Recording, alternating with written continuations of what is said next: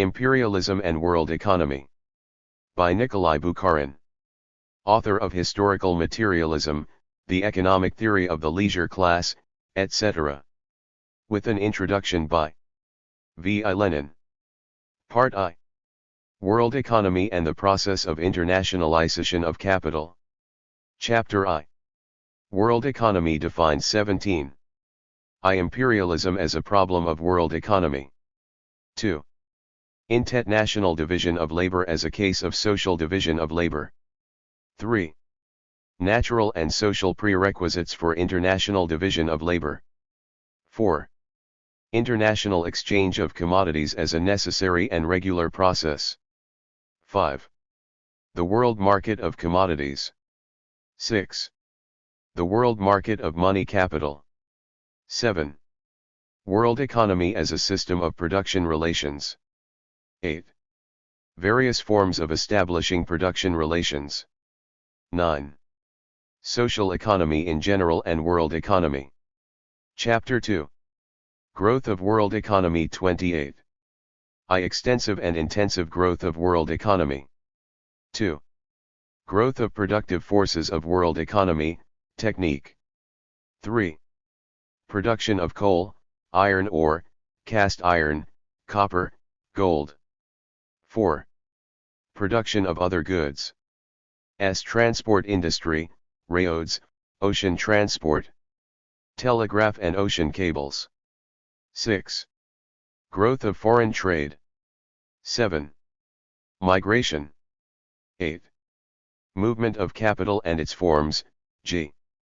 Participation in, and financing of, foreign enterprises. Chapter 3. Organization forms of world economy S3. I. Anarchic structure of world economy. 2.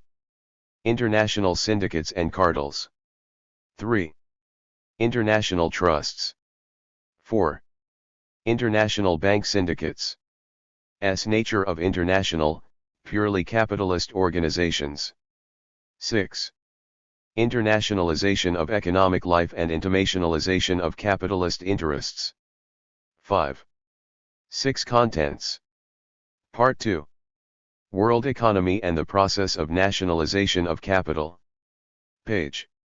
Chapter 4. The inner structure of national economies and the tariff policy 63. I. National economies as intersections of world economic relations. 2. Growth of monopoly organizations, cartels and trusts. 3.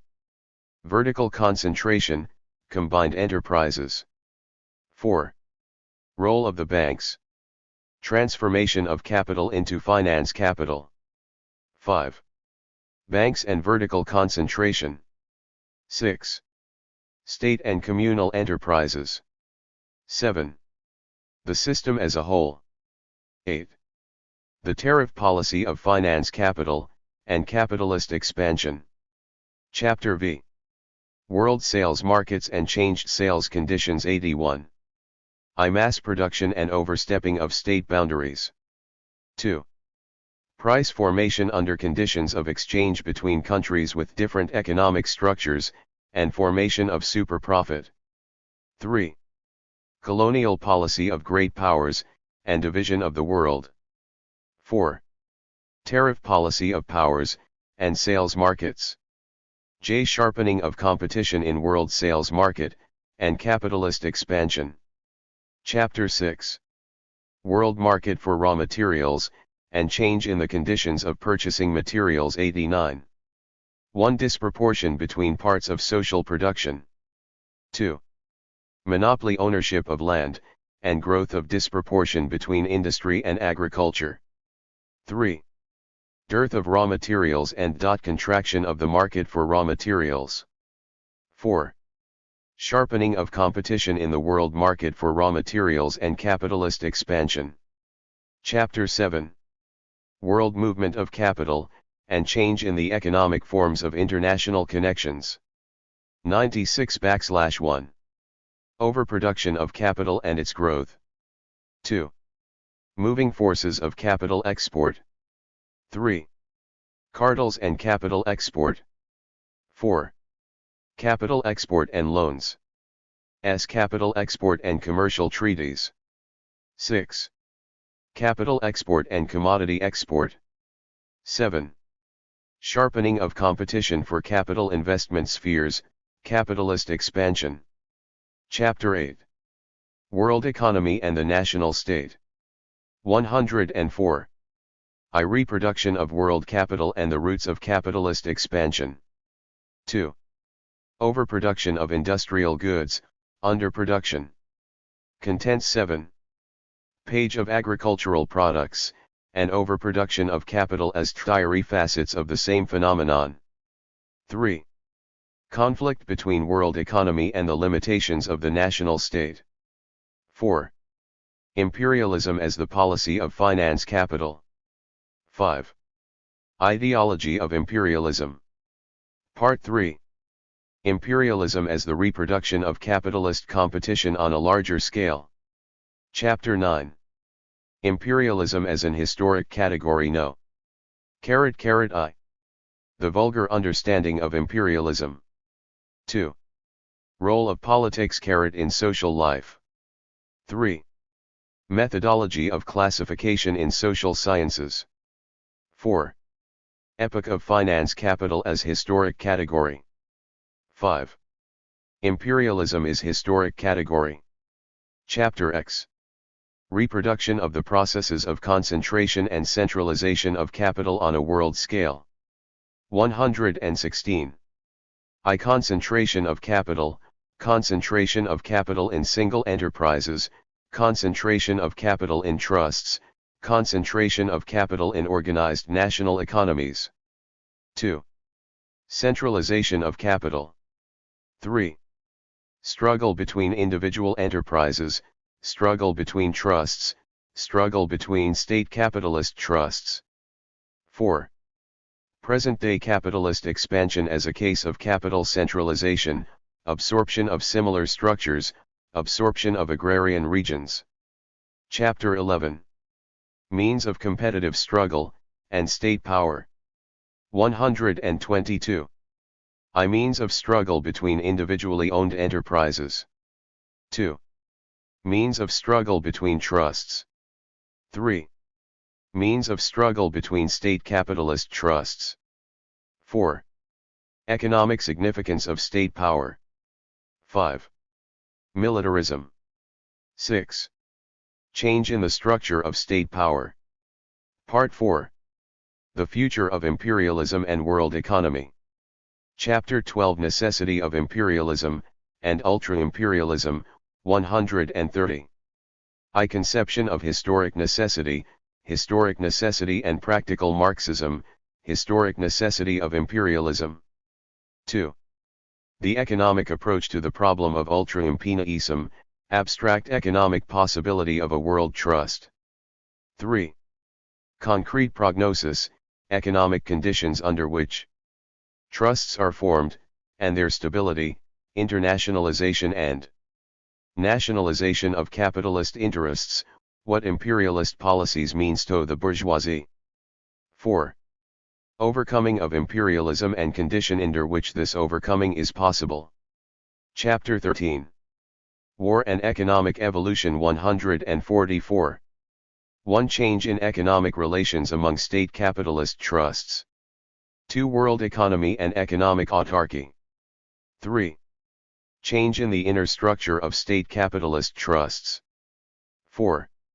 State capitalism and sharpening of struggle between state capitalist trusts. 5. State capitalism and the classes.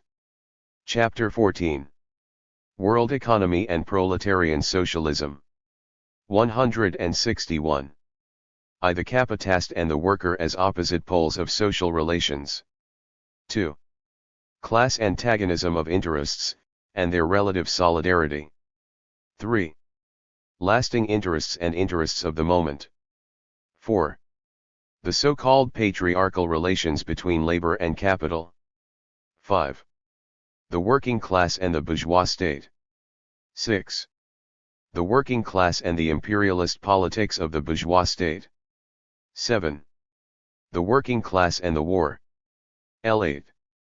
collapse of collaboration with the bourgeois state, and regeneration of revolutionary socialism. Chapter 15. Conclusion 168.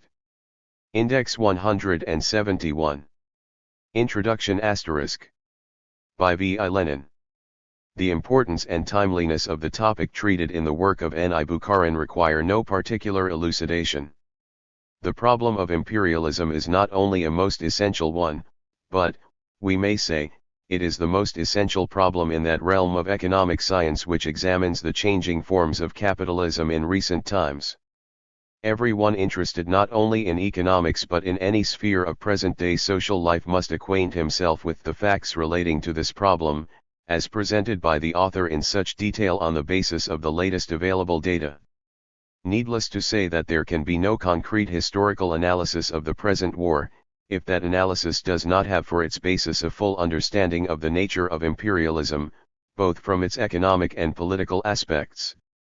Without this, it is impossible to approach an understanding of the economic and diplomatic situation of the last decades, and without such an understanding, it is ridiculous even to speak of forming a correct view on the war. From the point of view of Marxism, which most clearly expresses the requirements of modern science in general, one can only smile at the scientific value of a method which consists in culling from diplomatic documents or from daily political events only such isolated facts as would be pleasant and convenient for the ruling classes of one country, and parading this as a historic analysis of the war. Such is the case, for instance, with Plekhanov, who parted ways with Marxism altogether when, instead of analyzing the fundamental characteristics and tendencies of imperialism as a system of the economic relations of modern highly developed, mature, and overripe capitalism, he started angling after bits of facts to please the Purishkeviks and the Milyukovs. Under such conditions the scientific concept of imperialism is this introduction was originally signed by Lenin with the pseudonym VL_Emed. 9. 10. Introduction. Reduced to the level of a cuss word addressed to the immediate competitors, rivals, and opponents of the two above-mentioned Russian imperialists, whose class basis is entirely identical with that of their foreign rivals and opponents. In these times of forsaken words, renounced principles, overthrown world conceptions, abandoned resolutions, and solemn promises, one must not be surprised at that. The scientific significance of N. I. Bukharin's work consists particularly in this, that he examines the fundamental facts of world economy relating to imperialism as a whole, as a definite stage in the growth of most highly developed capitalism. There had been an epoch of a comparatively peaceful capitalism, when it had overcome feudalism in the advanced countries of Europe and was in a position to develop comparatively tranquilly and harmoniously, peacefully spreading over tremendous areas of still unoccupied lands, and of countries not yet finally drawn into the capitalist vortex.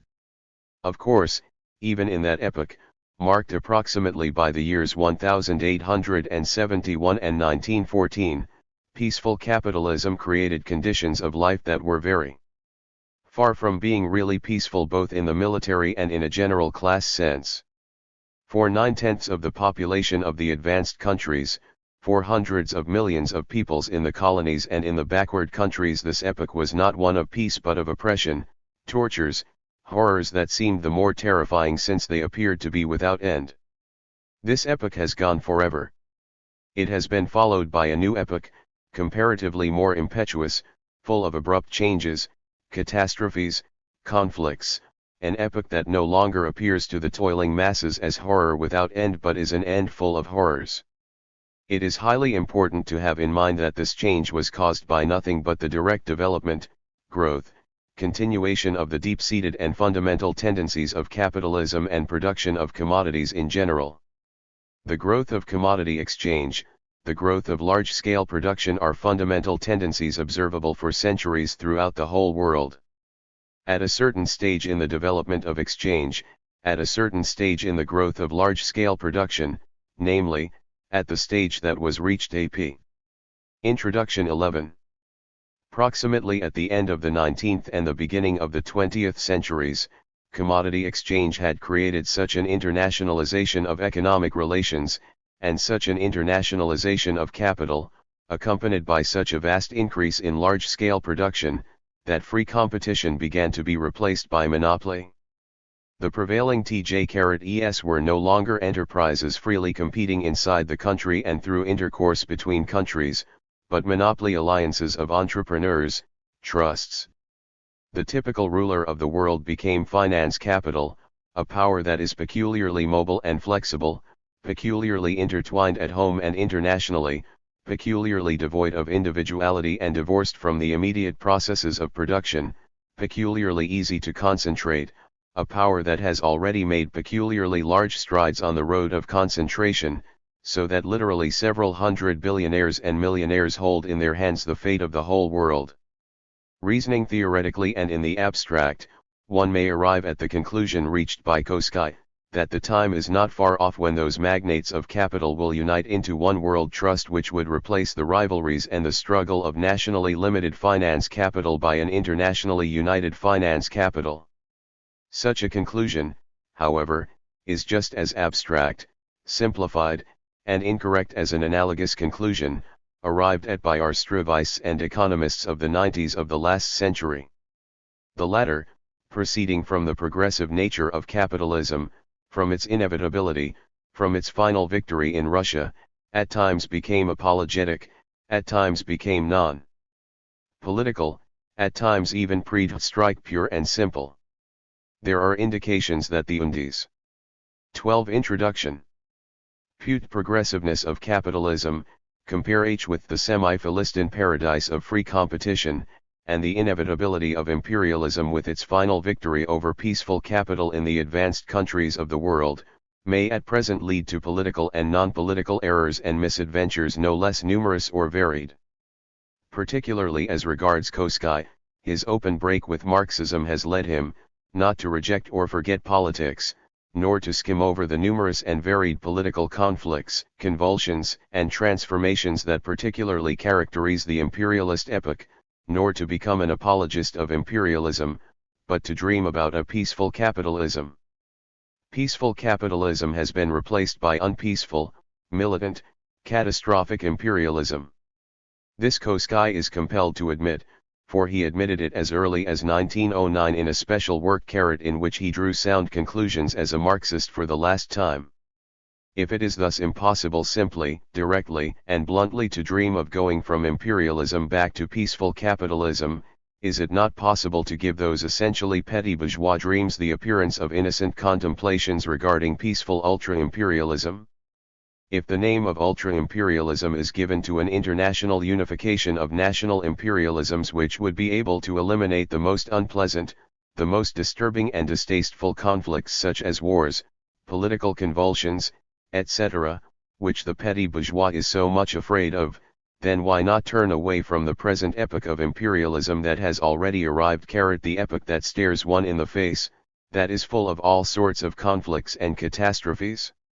Why not turn to innocent dreams of a comparatively peaceful, comparatively conflictless, comparatively non-catastrophic ultra-imperialism? And why not wave aside the exacting tasks that have been posed by the epoch of imperialism now ruling in Europe? Why not turn, instead of dreaming that this epoch will perhaps soon be over, that perhaps it will be followed by a comparatively peaceful epoch of ultra-imperialism which demands no such sharp tactics? Koski says directly that at any rate such a new phase of capitalism is thinkable. Whether this is his pamphlet, Der Weg zur Macht of tariff legislation only as a means to educate industry. Protectionist measures can be justified only as a means of encouraging and protecting the home manufacturing power, and only among those nations which are called to secure for themselves a position equal to that of the four most agricultural, manufacturing, and trading nations, the great maritime and continental powers. Nothing of the kind exists at present despite the assertions of some bourgeois scholars. Present-day high protectionism is nothing but the economic policy of the cartels as formulated by the state. Present-day customs duties are cartel duties, i.e., they are a means in the hands of the cartels for obtaining additional profit, for it is quite obvious that if competition is eliminated or reduced to a minimum in the home market, the producers can raise the prices inside the home market, adding an increment equal to the tariff. This additional profit makes it possible to sell commodities on the world market below the cost of production, to practice dumping, which is the peculiar export policy of the cartels. This explains the apparently strange phenomenon that present-day tariffs protect also export industries. Already Engels saw clearly the connection existing between the growth of cartels on the one hand and modern tariffs with their specific characteristics on the other. The fact that the rapidly and enormously growing productive forces grow beyond the control of the laws of the capitalist mode of exchanging commodities, inside of which they are supposed to move, impresses itself nowadays more and more even on the minds of the capitalists. This is shown especially by two symptoms. First, by the new and general mania for a protective tariff, which differs from the old protectionism especially by the fact that now the articles which are capable of being exported are the best protected. In the second place, it is shown by the trusts of manufacturers of whole spheres of production *. It was in our time that a gigantic stride forward was made in this direction. Consolidated industry, led by the heavy industries, appears as the most ardent advocate of a high tariff system, for the higher the tariff the greater is the additional profit, the easier is it to conquer new markets, and the greater is the general volume of profits obtained. The limit is reached only when the demand shrinks to such an extent that the loss is no longer compensated by the high prices. Inside of these limitations, however, the tendency to higher tariffs is an undisputed fact. When we now survey world economy as a whole, there appears before our eyes the following picture. Cartel tariffs and the dumping system practiced by the foremost countries provoke resistance on the part of the backward countries which raise their defensive tariffs. On the other hand, the raising of tariffs by the backward countries serves as a further stimulus to raise the cartel duties that make dumping easier. Needless to say that the same action and counteraction take place both among the foremost countries in relation to each other and among backward countries in their mutual relations. This endless screw, perpetually applied by the growth of cartel organizations, has called forth the tariff mania of which Engels spoke, and which has grown even more pronounced in our days. From the end of the 70s of the last century, there can be observed in all countries distinguished by modern development a turn from free trade to a tariff system. The latter, rapidly evolving from a system supposed to educate industry into a system safeguarding the cartels, finally becomes the high protectionism of our days. In Germany this turn takes a definite form with the introduction of the tariff of 1879. Since then we see in Germany a continuous growth of tariff duties. In Austria-Hungary, the turn dates back to 1878, the subsequent tariffs reveal a similar rising tendency. In France, a decisive turn towards protectionism was taken by the general tariff of 1881 which raised the duties on industrial imports 24%. Mention must be made also of the high protectionist tariff of 1892 and its revision in 1910. In Spain, the tariff of 1877 already contains high duties on industrial goods. Particular attention is due the tariff of 1906 with its general increase of duties. In the United States, that classical country of trusts and of the modern tariff policy, the characteristic features of protectionism are most salient. An increase of import duties begins in 1883 in connection with the growth of trusts, and reaches 40% of the value of the imported goods. In 1873–74, the general duties were 38%, in 1887, 47–2%, in 1890 we have a further increase of the tariff. There follow later the Dingley Bill, and the Payne Tariff of 1909 which is one of the striking expressions of high protectionist tendencies. England, that citadel of free trade, is in a period of transition. There is an increasing number of ever sharper and more persistent voices demanding fair trade instead of free trade, i.e., the introduction of a protectionist system. A partial realization of these tendencies is the system of preference tariffs between the mother country and the colonies. Beginning with 1898, Canada exchanged tariff privileges with England. In 1900, and again in 1906, those tariffs were developed and improved. At present, the privy legs amount to 10 to 50% compared with foreign countries. In 1903, the example of Canada was emulated by the South African colonies. In 1903, and again in 1907, New Zealand followed suit. In 1907, the Union of Australian Colonies joined. At the so-called imperial conferences, i.e., conferences of representatives of the colonies and of the British government, the note of protectionism becomes more clearly audible each time. Only a second-rate thinker can be in favor of free trade at the present time and still be optimistic in relation to England, quoth with limitless bourgeois conceit the well-known economist, Ashley, thus expressing the sentiment of the English ruling classes. It is well known that the war has brought out all tendencies in the sharpest form. The tariff policy has become a fact. We must also mention the unusually high tariffs prevailing in Russia. The new policy has its origin in the tariff of 1877. Since then the country is passing to higher and higher tariffs. In 1877 an increase was effected by levying the duties in gold currency, which at once raised them 40%. The subsequent years brought further increases in duties levied upon a great number of commodities, thus developing the protectionist principles more and more. In 1890 all tariffs were raised 20%.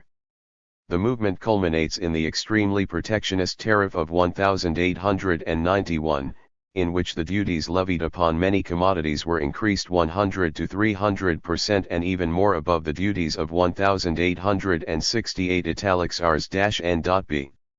The tariff now in effect was promulgated in 1903 and became effective February 16, 1906. According to this tariff, many duties were still further increased. There is not the slightest doubt that we have before us a general tendency towards protecting the national economies by a high tariff wall. The fact that in individual cases there may be a lowering of the tariffs or mutual concessions stipulated in treaties, does not alter the general rule. All such facts are only exceptions, temporary halts, an armistice in the everlasting war. The general tendency is in no way disturbed by such facts, since the tendency is not a simple empirical fact, not an accidental phenomenon, not something irrelevant as regards modern relations. On the contrary, the very structure of modern capitalism gives birth to this form of economic 77 policy.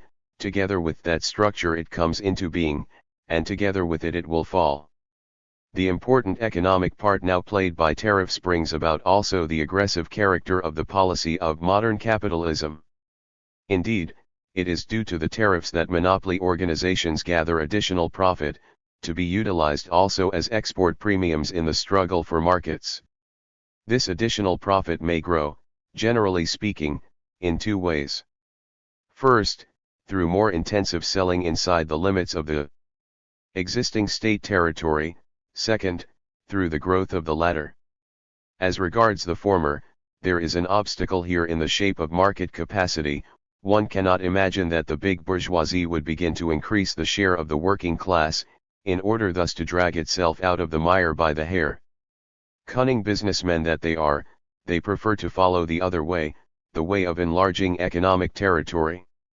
The greater the economic territory, other conditions being equal, the greater will be the additional profit, the easier it will be to pay export premiums and to practice dumping, the larger consequently will be the foreign sales, and the higher the rate of profit. Let us imagine that the volume of commodities prepared for export is unusually large compared with the volume that can be absorbed in the home market. Under such conditions it is impossible to compensate the losses sustained on the foreign market by the monopoly prices at home. Dumping then proves senseless. On the other hand, where there is a correct ratio between internal sales and exports, a maximum of profits can be squeezed out. This is possible only when the internal market has a certain capacity, which, assuming demand to be equal, is determined by the size of the territory included within the tariff walls. i.e., the state bound to rise. While in former times, in the era of free competition, it was sufficient simply to penetrate the foreign market with commodities, and such economic occupation satisfied the capitalists of the exporting cointree. In our era the interests of finance capital demand, first of all, an expansion of the home state territory, i.e., it dictates a policy of conquest, a pressure of military force, a line of imperialist annexation. It is perfectly clear, however, that wherever the old liberal system of free trade has been preserved to a considerable degree in consequence of a special combination of historic conditions, and where on the other hand the state territory is sufficiently large, there we have, together with the policy of conquest, a tendency towards combining the disunited parts of the state organism, towards fusing the colonies will g the metropolis, towards forming a vast single empire with a general tariff wall. Such is the policy of English imperialism. There is nothing behind the discussions about the creation of a Middle European tariff alliance but the wish to create a vast economic territory as a monopoly system allowing more successful competition on the external market. In reality this is a product of the interests and the ideology of finance capitalism which, penetrating into all the pores of world economy, creates at the same time an unusually strong tendency towards secluding the national organisms, towards economic autarky as a means of strengthening the monopoly situation of the respective capitalist groups. Thus, together with the internationalization of economy and the internationalization of capital, there is going on a process of national intertwining of capital, a process of nationalizing capital, fraught with the greatest consequences. This process of nationalization of capital, i.e., the creation of homogeneous economic organisms included within state boundaries and sharply opposing each other, is also stimulated by changes taking place in the three large spheres of world economy: the sphere of markets for the sale of commodities, the sphere of markets for raw materials, and the sphere of capital investment. From these 3 points of view we must analyze the changes that are taking place in the conditions of the reproduction of world capital. Chapter V. World sales markets and changed sales conditions. I. Mass production and overstepping of state boundaries. 2. Price formation under conditions of exchange between countries with different economic structures, and formation of super profit. 3. Colonial policy of great powers, and division of the world. 4. Tariff policy of powers, and sales markets. S. Sharpening of competition in world sales market, and capitalist expansion. Every national capitalism has always manifested a tendency to expand, to widen the scope of its power, to overstep the boundaries of the nation, the state. This follows from the very structure of capitalist society. The conditions of direct exploitation and those of the realization of surplus value are not identical. They are separated logically as well as by time and space. The first are only limited by the productive power of society, the last by the proportional relations of the various lines of production and by the consuming power of society. This last named power is not determined either by the absolute productive power nor by the absolute consuming power, but by the consuming power based on the antagonistic conditions of distribution, which reduce the consumption of the great mass of the population to a variable minimum within more or less narrow limits. The consuming power is furthermore restricted by a tendency to accumulate, the greed for an expansion of capital and a production of surplus value on an enlarged scale. This is the law of capitalist production. The market must, therefore, be continually extended. This internal contradiction seeks to balance itself by an expansion of the outlying fields of production. This law of mass production, which is at the same time the law of mass overproduction, must not be understood to mean that the overstepping of national state boundaries is something like an absolute necessity.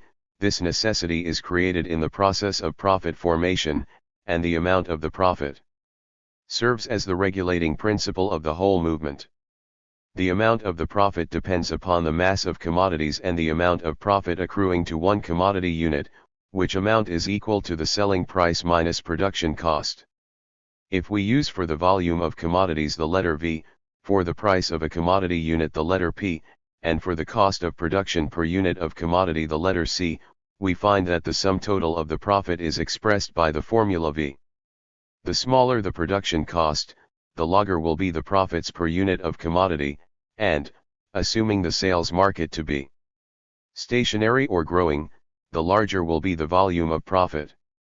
The cost of production, however, is the lower, the greater the volume of commodities brought into the market. Improved methods of production, expansion of productive forces, and consequently increase in the volume of goods produced, are factors decreasing the cost of production. This explains the selling of commodities abroad at low prices. Even if such sales yield no profits at all, even if the commodities are sold at production cost, the volume of profit is still increased, since thus the cost of production is made lower. In the general formula V, the volume of production costs will not be that amount which corresponds to the volume of goods designated as V, but a much smaller amount corresponding to the formula V-E, where E is understood to be the amount of exported commodities. It is in this way that the movement of profits compels commodities to overstep the boundaries of state.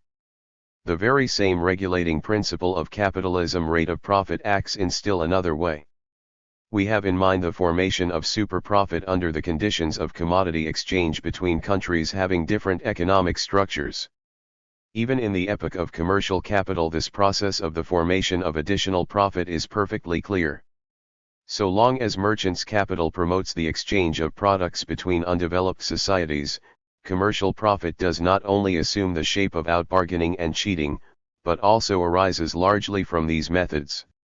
Leaving aside the fact that it exploits the difference in the prices of production of the various countries, those modes of production bring it about that merchants' capital appropriates to itself the overwhelming portion of the surplus product, either in its capacity as a mediator between societies, which are as yet largely engaged in the production of use of value, for whose economic organization the sale of that portion of its product which is transferred to the circulation, or any sale of products at their value, is of minor importance, or, because under those former modes of production the principal owners of the surplus product, with whom the merchant has to deal, are the slave owner, the feudal landlord, the state.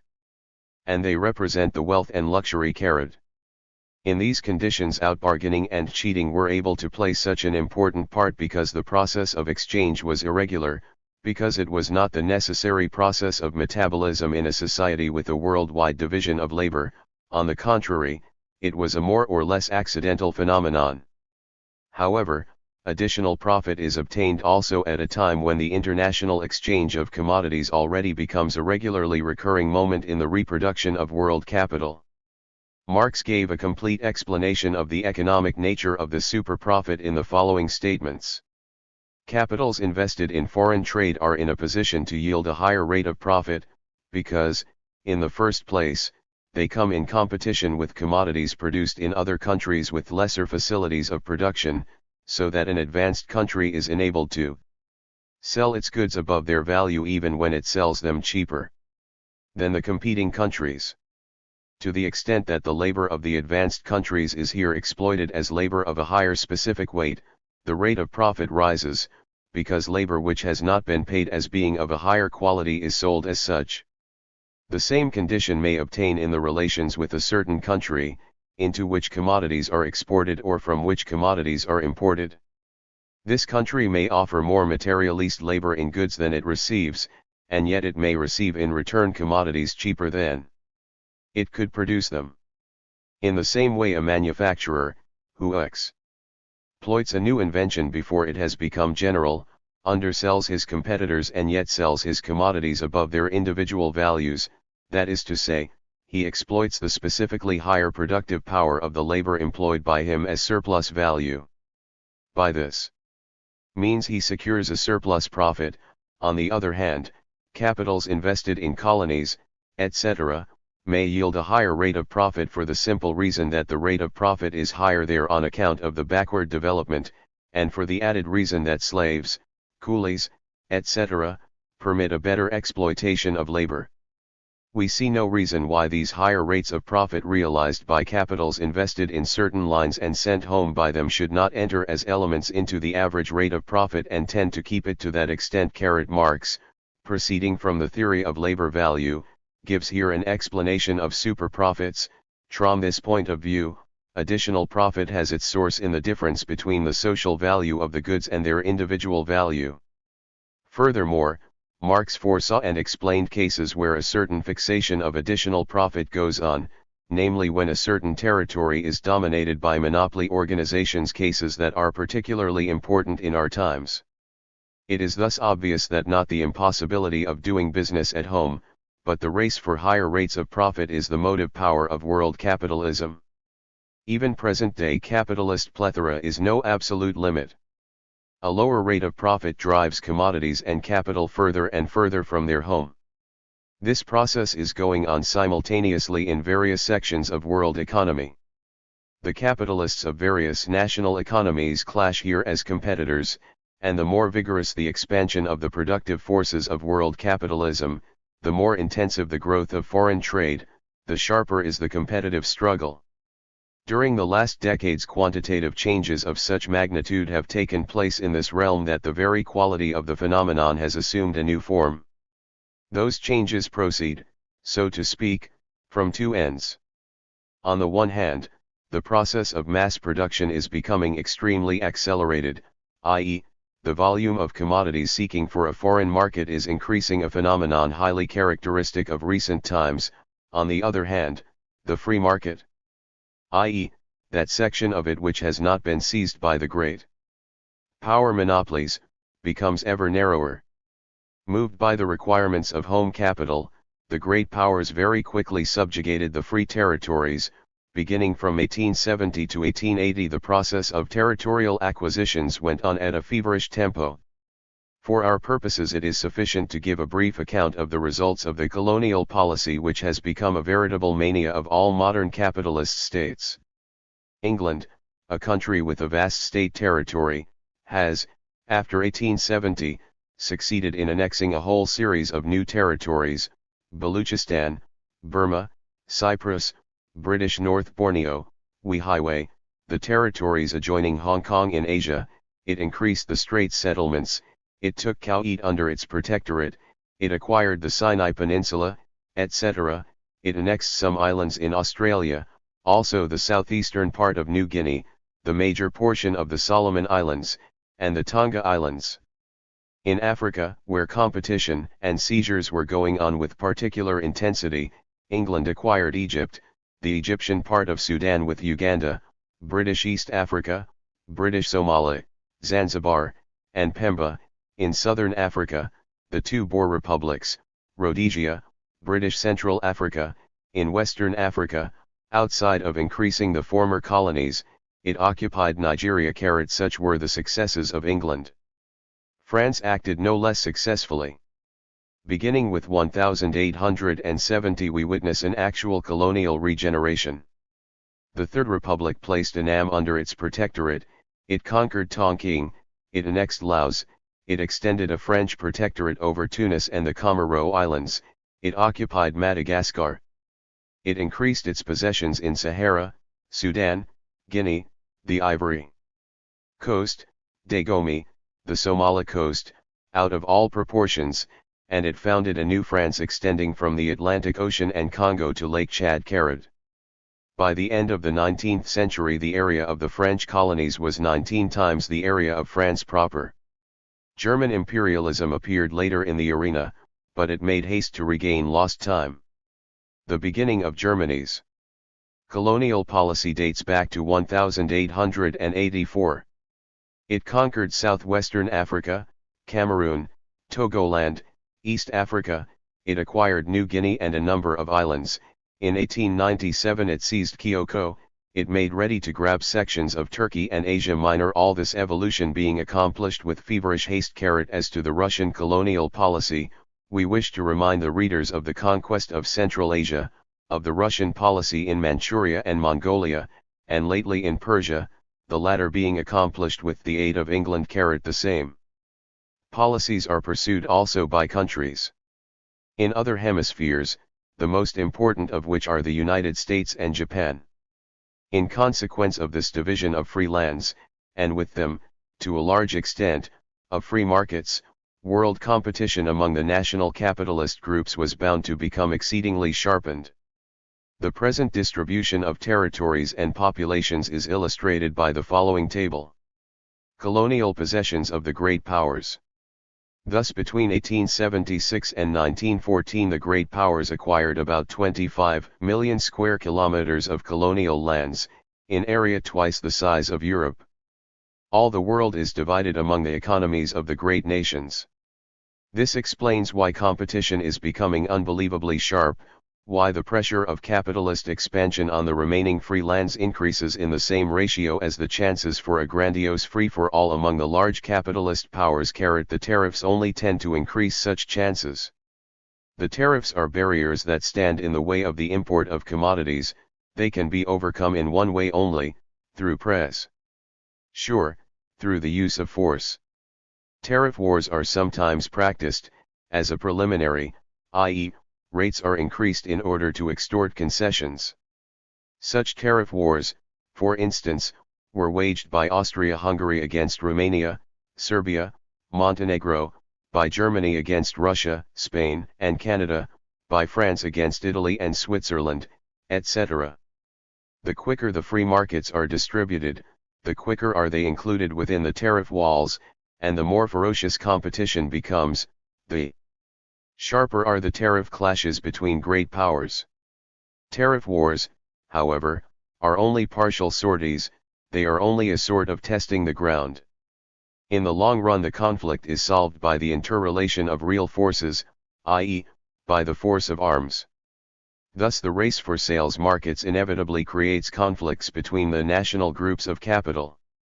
The enormous increase in the productive forces, coupled with the shrinking to a minimum of free markets in recent times, the tariff policy of the powers, connected as it is with the rule of finance capital, and the mounting difficulties for realizing commodity values, all this creates a situation where the last word belongs to military technique. The contradictions of capitalist development, as analyzed by Marx, become apparent. The growth of productive forces clashes with the antagonistic form of distribution and with the disproportion between the various parts of capitalist production, hence capital expansion. On the other hand, socialized labor clashes with the organization of capital as private business, which expresses itself in competition between national capitalisms.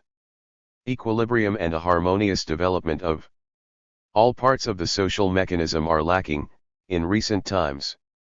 More so than at any other, hence terrific crises and precipitous changes. Chapter 6. World market for raw materials, and change in the conditions of purchasing materials. I. Disproportion between parts of social production. 2. Monopoly ownership of land, and growth of disproportion between industry and agriculture. 3. Dearth of raw materials, and contraction of the market for raw materials. 4. Sharpening of competition in the world market for raw materials, and capitalist expansion. We have seen in the last chapter how recent developments in capitalism, making it more and more difficult to realize commodity values, force the ruling classes of the various national groups to embrace the policy of expansion. The reproduction process of capital is not limited, however, to the phase of sale alone. In the reproduction formula MC. P. CM only the latter part expresses the realization of the price of the product. As a rule, only the difficulties inherent in the process CM, i.e., in the process of sale, are stressed. The race for sales markets, and the industrial crises in particular, have induced the economists to analyze the difficulties met by capital when passing through the phase CM. Difficulties, however, may arise also in the first phase, namely, when money is exchanged for means of production. It is a fact that the recent development of capitalist relations creates ever-growing difficulties also in the sphere of the reproduction of social capital. It is well known that the operation MC consists of two parts, ML and MMP, where L signifies labor power and MP signifies means of production. so that in its developed form the formula reads MC. We have to examine each part of the formula separately. Insofar as the growth of productive forces has called forth changes in the structure of society and in the interrelation of class forces, it has expressed itself, among other things, in the 89. Fact that social antagonisms become exceedingly sharp, that the organized forces of class opponents face each other squarely. The state of apparent equilibrium here implies an extraordinary pressure of social forces upon one another. The tendency towards lowering the rate of profit calls forth the tendency to intensify labor on the one hand, to seek for cheap hands and a long labor day on the other. The latter, too, is achieved in the sphere of colonial policy. The other side of the issue, however, is of still greater importance. We have in mind the disproportion between the development of industry and the development of agriculture as a source of raw material for the manufacturing industry. The latter requires greater and greater volumes of raw materials, namely wood, animal products, raw materials for the textile industry, finally such commodities as rubber, which plays a colossal part in all phases of industrial life, etc.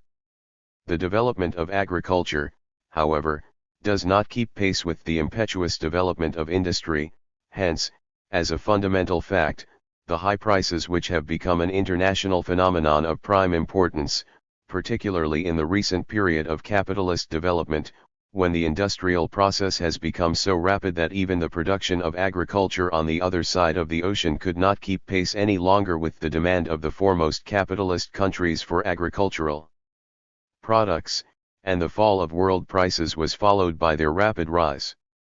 The table below gives some idea as to the rise of prices of different commodities. Within 1 decade the jute price rose 128%, or that of cotton 13%, or that of cow hides 55%, or of calf hides 25%, or of bacon 31%.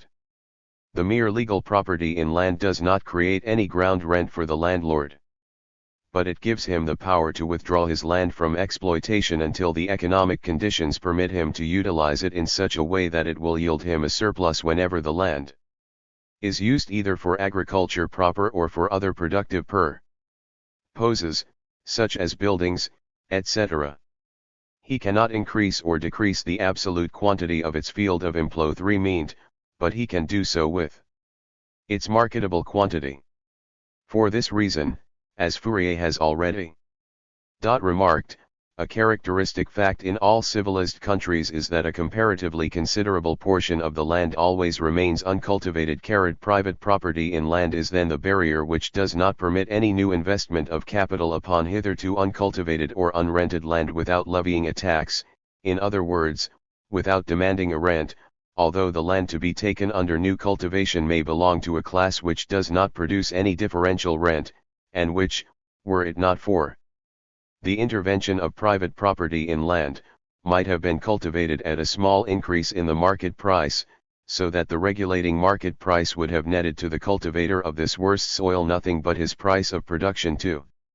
The difference between agriculture and manufacturing is this, that while the rise of prices for the products of the manufacturing industry ordinarily entails a shrinking of the demand, so that the demand curve changes rapidly in accordance with the fluctuation of prices, the demand in the sphere of distribution of agricultural products remains comparatively more stable. This is why competition plays a substantially smaller part in agriculture, notwithstanding the fact that monopoly organizations in the strict sense of the word are very little developed there. The laws of mass production, of an accelerated accumulation of capital, etc., apply to agriculture much less than to industry. Thus to the disproportion between the branches of production of capitalist economy in general, as emanating from the anarchical economic structure of capitalism and continuing to exist despite the processes of cartelization, trustification, etc., there is added the specific and ever-growing disproportion between industry and agriculture. It is not surprising that this latter disproportion has become most pronounced in recent times. We have noted above the intensive growth of productive forces in the last decade. The transoceanic countries, in the first place the United States, have developed their own industry, and consequently their own demand for an ever-growing amount of agricultural products. The same took place in other agrarian countries. In Austria-Hungary, for instance, the import of breadstuffs, etc., outgrew their export in a very short time. The general rise of the productive forces of world capitalism in the last decade has so shifted and changed the interrelation between industrial and agricultural production that here, too, quantitative changes have reached a point beyond which qualitative changes begin. This is why the epoch of dearth, of a general rise in the prices of agricultural products ever threevenveer, is a phenomenon of the most recent phase of capitalism. The rise in the prices of raw materials in turn reveals itself directly in the rate of profit, for, other conditions being equal, the rate of profit rises and falls in inverse ratio to the fluctuations in the prices of raw material. Hence a growing tendency on the part of the capitalists of the individual national economies to widen their markets for raw materials. The same process, however, which caused the sales markets to shrink immensely, affected in like manner the markets for raw materials, since the markets for raw materials have been, and are, mainly the same countries that serve as a foreign market for the sale of manufactured goods, i.e., the countries of a lower development, including the colonies. The interests of the capitalists of the various great powers clash here as strongly as in the competition in the sphere of sales. There is nothing surprising in this, since the process of the reproduction of social capital presupposes the importance not only of those changes that may take place in the last phase of the circulation chain, MC, P, CM, i.e., in the phase of sale, but also of those that may take place in the phase ML, i.e., in the phase of purchasing means of production. A capitalist producer is not only a vendor but also a buyer. He is not a vendor and a buyer pure and simple, but a capitalist vendor and a capitalist buyer. The acts of buying and selling are included here in the formula of capital circulation. They are parts of that formula.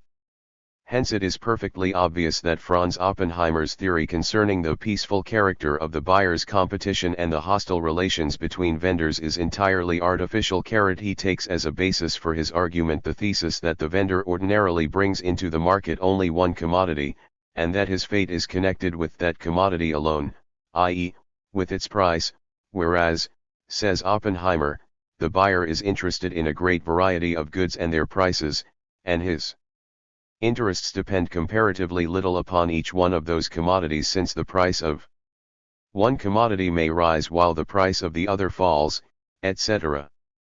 Oppenheimer fails to realize the most essential point, namely, that a present-day buyer is largely a capitalist buyer. Personal consumption is relegated to the rear compared with productive consumption on the basis of a widening reproduction. For production purposes, however, a mass purchase of a comparatively small number of commodities is required. As a rule, large masses of staple goods are being purchased, and one commodity often plays a highly important part. Thus there are no reasons why we should consider the struggle for raw material less acute, as Oppenheimer would wish us to do. The immense growth of competition in this field is a fact which takes on still greater significance due to the tendency of annexing territories containing deposits of coal, iron ore, copper ore, oil deposits, etc.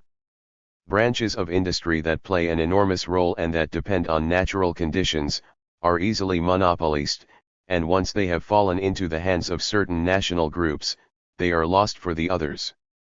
Of course, this applies also to agricultural production insofar as there appears on the arena a consolidated national group which has at its disposal the means of occupation. England's policy in Egypt, the transformation of all of Egypt into a gigantic cotton plantation furnishing raw material for the English textile industry, may serve as a striking illustration. It follows that the recent phase of capitalism sharpens the conflicts also in this sphere. The faster the tempo of capitalist development, the stronger the process of industrialization of the economic life and urbanization of the country, the more disturbed is the equilibrium between industry and agriculture, the stronger is the competition between industrially developed countries for the possession of backward countries, the more unavoidable becomes an open conflict between them. Here, too, capitalist expansion is a way out of contradictions that leads with impeccable logic to the decisive moment of imperialist policy. War. We have so far analyzed the changes that have taken place within the conditions of the world's circulation of commodities and which have extraordinarily sharpened the competition between national capitalisms, and consequently also their aggressive policy. However, the changes that characterize our epoch are not confined to these spheres alone. The development of the productive forces of world capitalism has brought to the fore other forms of international economic relations. We have in mind the international movement of capital values, which we shall presently analyze. Chapter 7. World Movement of Capital, and Change in the Economic Forms of International Connections. The international movement of capital may be looked upon from the point of view of the country that exports, or from the point of view of the country that imports capital. The export of capital from a country presupposes an overproduction of capital in that country, an overaccumulation of capital. The overproduction would be absolute were the increment of capital to yield nothing from the capitalist point of view, namely, if capital, C, having increased to C plus AC, were to yield as much profit as it would without the increment AC carried for the export of capital. However, it is not necessary that overproduction should have reached that limit. If capital is sent to foreign countries, it is not done because there is absolutely no employment to be had for it at home. It is done because it can be employed at a higher rate of profit in a foreign country. It is therefore easy to understand why we observe capital export almost throughout the history of the development of capitalism. However, it is only in the last decades that capital export has acquired an extraordinary significance, the like of which it never had before. The specific weight of this form of international economic intercourse has so increased, that to a certain degree we may even speak of a new type of economic interrelationship between countries. Two sets of causes have been and are operating here. In the first place, the accumulation of capital proceeds with an unusually rapid tempo, due to large-scale capitalist production accompanied by incessant technical progress which makes gigantic strides and increases the productive power of labor, and to the unusual increase in the means of transportation and the perfection of means of circulation in general, which also hastens the turnover of capital. The volumes of capital that seek employ 3 mean have reached unheard of dimensions. On the other hand, the cartels and trusts, as the modern organization of capital, tend to put certain limits to the employment of capital by fixing the volume of production. As to the non-trustified sections of industry, it becomes ever more unprofitable to invest capital in them. For monopoly organizations can overcome the tendency towards lowering the rate of profit by receiving monopoly super-profits at the expense of the non-trustified industries. Out of the surplus value created every year, one portion, that which has been created in the non-trustified branches of industry, is being transferred to the co-owners of capitalist monopolies, whereas the share of the outsiders continually decreases. Thus the entire process drives capital beyond the frontiers of the country. In the second place, high tariffs put tremendous obstacles in the way of commodities seeking to enter a foreign country. Mass production and mass overproduction make the growth of foreign trade necessary, but foreign trade meets with a barrier in the form of high tariffs. It is true that foreign trade keeps on developing, foreign sales grow, but this is taking place notwithstanding the difficulties and in spite of them. This does not mean, however, that the tariffs do not make themselves felt.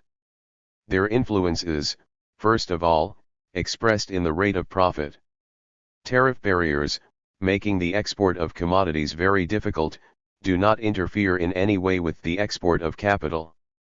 Obviously, the higher the wave of duties, the larger, other conditions being equal, is the flight of capital from its home country. The protection of industry does not stimulate foreigners to establish a factory inside the tariff frontiers. Only when the foreign manufacturer and importer has lost part or all of his sales, does a moment arrive when he resorts to the establishment of factories in foreign countries, an undertaking always connected with great expense and risks.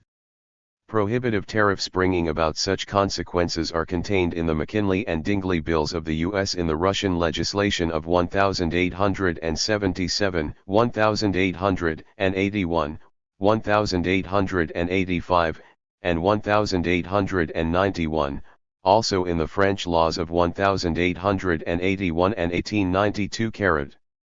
Tariff duties influence capital export also in another way. They themselves become an attraction for a capitalist. Insofar as capital has been imported and begins to function in a foreign country as capital, it receives as much protection from the tariff as the capital of native businessmen. This in turn causes a tremendous increase in capital export. Capital export, however, must not be taken per se, without any connection with other highly important economic and political phenomena accompanying it. Let us glance at a few of the most significant of those phenomena. In case of state or municipal loans, the creditor country receives more than interest on the sums advanced. The transaction is usually accompanied by a number of stipulations, in the first place that which imposes upon the borrowing country the duty to place orders with the creditor country, and the duty to grant concessions for the construction of railways, tramways, telegraph and telephone lines, harbors, exploitation of mines, timberlands, etc. Such transactions are either included in the loan contract as one of its conditions, or they are an inevitable consequence of the entire course of events. As an example, we quote here a description of one of the concessions granted by the Persian government to the Discount and Loan Bank of Persia for the construction of the railway line Julfa-Tabriz. The line gauge is Russian. The time of concession is 75 years.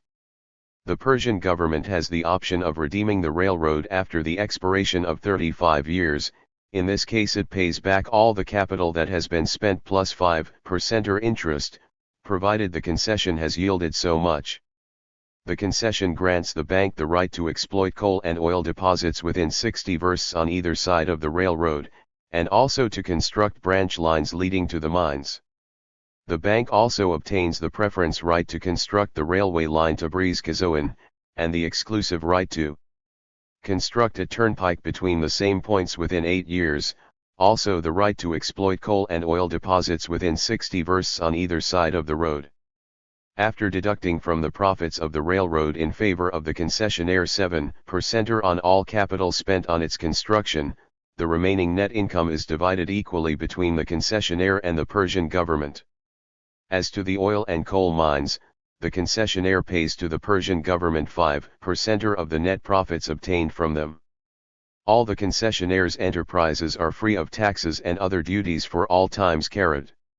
Among the measures intended to restrict foreign capital we find the right of the governmental power to prohibit the quotation of foreign loans and securities in general. Thus by a special law dated February 6, 1880, the French Ministry of Finance was empowered to prohibit the traffic in foreign securities, also to refuse foreign loans to be quoted in the French stock exchanges. Aside from orders and concessions, definite advantages in regard to trade treaties may be secured together with the loan contract. And larger than Bavaria. Wherever the capitalists do not possess territory, they possess other forms of financial power. In constructing the Baghdad Railroad, the Deutsche Bank not only uses German material in Turkey, but it also creates a whole network of market relations, making it easy for German goods to penetrate Turkey. Thus capital export creates favorable conditions also for the industry of its home country. Capital export unusually sharpens the relations between the great powers. Already the struggle for opportunities to invest capital, i.e., the struggle for concessions, etc., is always reinforced by military pressure. A government or a country subjected to the manipulations of the financiers of the great powers ordinarily yields to that party which appears to be the strongest militarily. When some pacifists try to influence the ruling classes by logical reasons, when they try to persuade them to disarm on the ground that commodities are supposed to find a market in 1 Ibid, p. 353. 2 Pavlovic cites a number of examples of how the banks act in the realm of railway construction. They actually allow entire countries to be swallowed by capitalist sharks. 5 Compare with a highly curious book entitled, Deutsche Kolonialpolitik, 2nd, part, Staatsstreik oder Reformen. The author hides under the pseudonym Ex Auslanddeutscher, Zurich, 1905, p. 1318. World Movement of Capital 101. Pendently of the number of dreadnoughts, they will be cruelly disappointed. For the peaceful policies that were pursued before the war, and will be pursued after it, were always and ever reinforced by the threats of military power. To use a correct expression of the Englishman Brailsford, the continuous war of steel and gold never ceases for a minute even in peacetime. More graphically is this atmosphere of obdurate competition described by an eminent theoretician of German imperialism, Sartorius. The growing industrialization of the world is a fact to be reckoned with by every policy of world economy. It is given to nobody to stop the course of development, and if a state would prohibit its subjects from establishing enterprises. In other countries, this would only bring advantages to the businessmen of a third state. It is therefore best of all to have your finger in the pie in due time. The economic world does not stand still. One change precipitates another. There is always an opportunity for a strong nation to mix in. Here, too, the slogan Carpe Diem is to be applied. If the pressure of military power yields concessions and various privileges, the further functioning of capital abroad also demands specific protection. Formerly the center of gravity lay in commodity export, whereby the exporters risked only their goods, i.e., their circulating capital. Now the situation is totally different.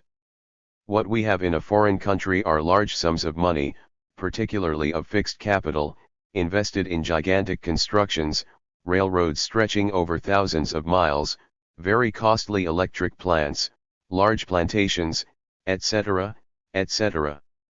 The capitalists of the exporting country are materially interested in guarding their wealth.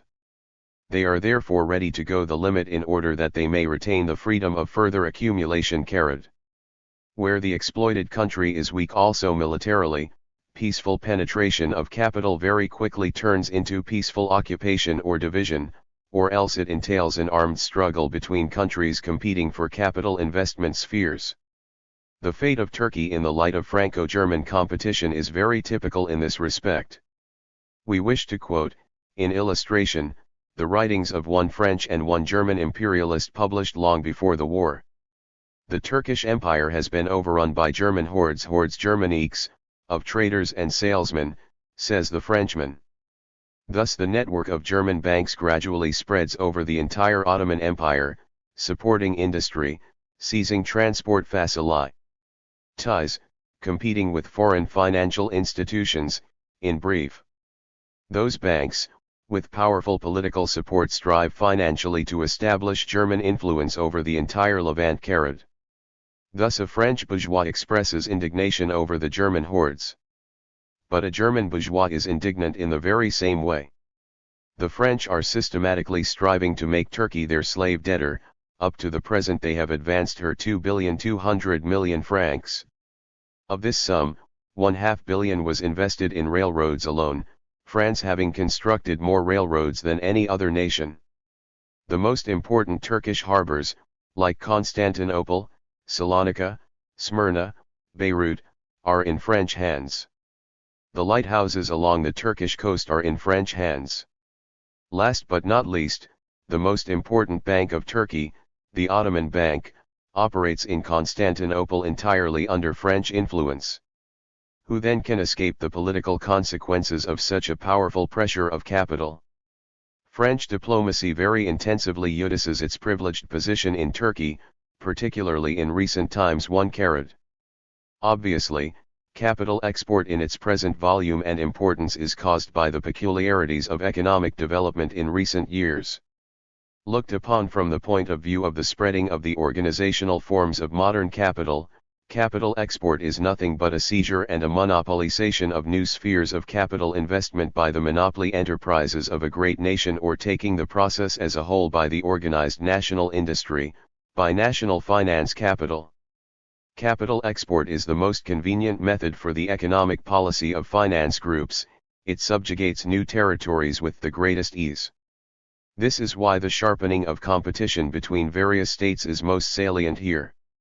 The internationalization of economic life here, too, makes it necessary to settle controversial questions by fire and sword.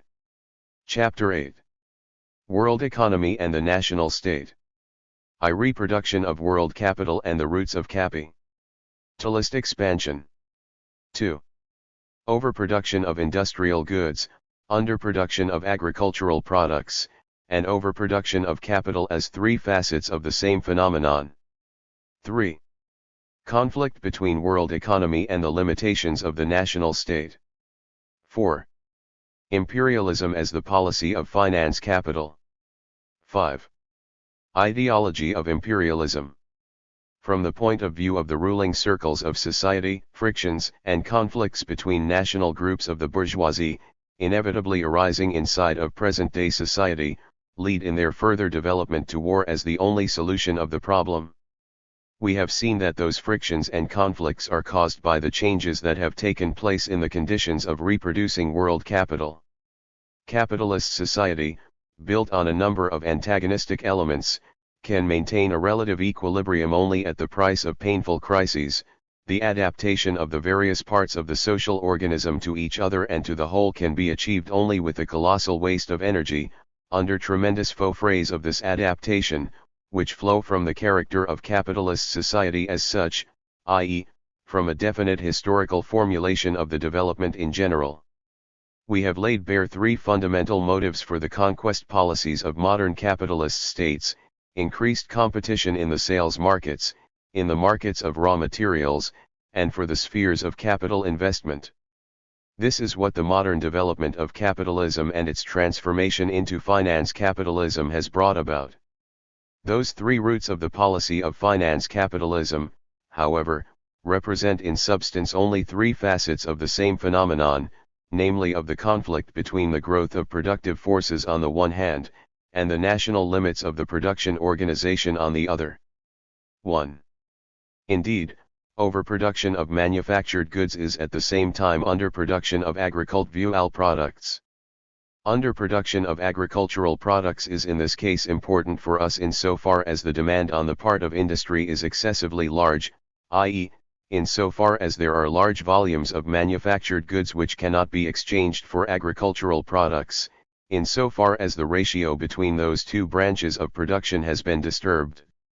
This is why growing industry seeks for an agrarian economic supplement which, within the framework of capitalism, particularly its monopoly form, i.e., finance capital, inevitably expresses itself in the form of subjugating agrarian countries by force of arms. We have just discussed the exchange of commodities. Capital export, however, does not represent an isolated phenomenon, either. Capital export, as we have seen, is due to a certain overproduction of capital. Overproduction of capital, however, is nothing but another formulation for overproduction of commodities. Overproduction of capital never signifies anything else but overproduction of means of production means of production and necessities of life which may serve as capital, that is, serve for the exploitation of labor at a given degree of exploitation. Capital consists of commodities, and therefore the overproduction of capital implies an overproduction of commodities. Conversely, when the overproduction of capital decreases, there is also a decrease in the overproduction of commodities. This is why capital export, in decreasing overproduction of capital, aids also in decreasing the overproduction of commodities. But even aside from simply relieving the congestion by exporting capital in commodity form, there is also a further connection between capital export and the decrease in the overproduction of commodities. Otto Bauer has very well formulated this connection. Thus the exploitation of economically backward countries by the capitalists of a European country has two series of consequences. Directly, it creates new spheres of investment for capital in the colonial country, and at the same time more selling opportunities for the industry of the dominating power. Indirectly, it creates new spheres for the application of capital also inside of the dominating country, and increases the sale of the products of all its industries. If we thus consider the problem in its entirety, and take thereby the objective point of view, i.e., the point of view of the adaptation of modern society to its conditions of existence, we find that there is here a growing discord between the basis of social economy which has become worldwide and the peculiar class structure of society, a structure where the ruling class itself is split into national groups with contradictory economic interests, groups which, being opposed to the world proletariat, are competing among themselves for the division of the surplus value created on a world scale. Production is of a social nature. International division of labor turns the private national economies into parts of a gigantic all-embracing labor process, which extends over almost the whole of humanity. Acquisition, however, assumes the character of national acquisition where the beneficiaries are huge state companies of the bourgeoisie of finance capital. The development of productive forces moves within the narrow limits of state boundaries while it has already outgrown those limits. Under such conditions there inevitably arises a conflict, which, given the existence of capitalism, is settled through extending the state frontiers in bloody struggles, a settlement which holds the prospect of new and more grandiose conflicts. The social representatives of this contradiction are the various groups of the bourgeoisie organized in the state, with their conflicting interests. The development of world capitalism leads, on the one hand, to an internationalization of the economic life and, on the other, to the leveling of economic differences and to an infinitely greater degree, the same process of economic development intensifies the tendency to nationalise capitalist interests, to form narrow national groups armed to the teeth and ready to hurl themselves at one another any moment. It is impossible to describe the fundamental aims of present-day politics better than was done by R. Hilferding. The policy of finance capital, he says, pursues a threefold aim: first, the creation of the largest possible economic territory which, secondly, must be protected against foreign competition by tariff walls, and thus, thirdly, must become an area of exploitation for the national monopoly companies. The increase in the economic territory opens agrarian regions to the national cartels and, consequently, markets for raw materials, increasing the sales markets and the sphere of capital investment. The tariff policy makes it possible to suppress foreign competition, to obtain surplus profit, and to put into operation the battering ram of dumping. The system as a whole facilitates the increase of the rate of profit for the monopoly organizations. This policy of finance capital is imperialism. Such a policy implies violent methods, for the expansion of the state territory means war. The reverse, however, is not true. Not every war or every increase in the state territory implies an imperialist policy. The determining factor is whether the war expresses the policy of finance capital, the latter term being taken in accordance with the above definition. Here, as everywhere, we find some intermediary forms, whose existence, however, by no means vitiates the main definition. This is why attempts like those made by the well-known Italian economist and sociologist, Achille Lauro, are fundamentally incorrect. Lauro, namely, has attempted to construct two conceptions of imperialism which, he alleges, contain entirely heterogeneous relations tout a fate heterogenes. Lauro distinguishes between economic imperialism and commercial or trade imperialism. Imp 6 real. Isma commercial, Handels imperialismus. The object of the former, he says, are tropical countries, the object of the latter are countries whose conditions make them suitable also for European colonization. The method of the former is armed force, the method of the latter, peaceful treaties. The former has no shadings or grades, in the latter they range from the maximum of full assimilation or a single tariff to incomplete forms, like preference tariffs between the colonies and the mother countries, etc. This is Laurio's theory. It is quite obvious that it is made out of whole cloth. Both the commercial and the economic imperialisms are in substance the expression of the same tendencies, as we have seen above.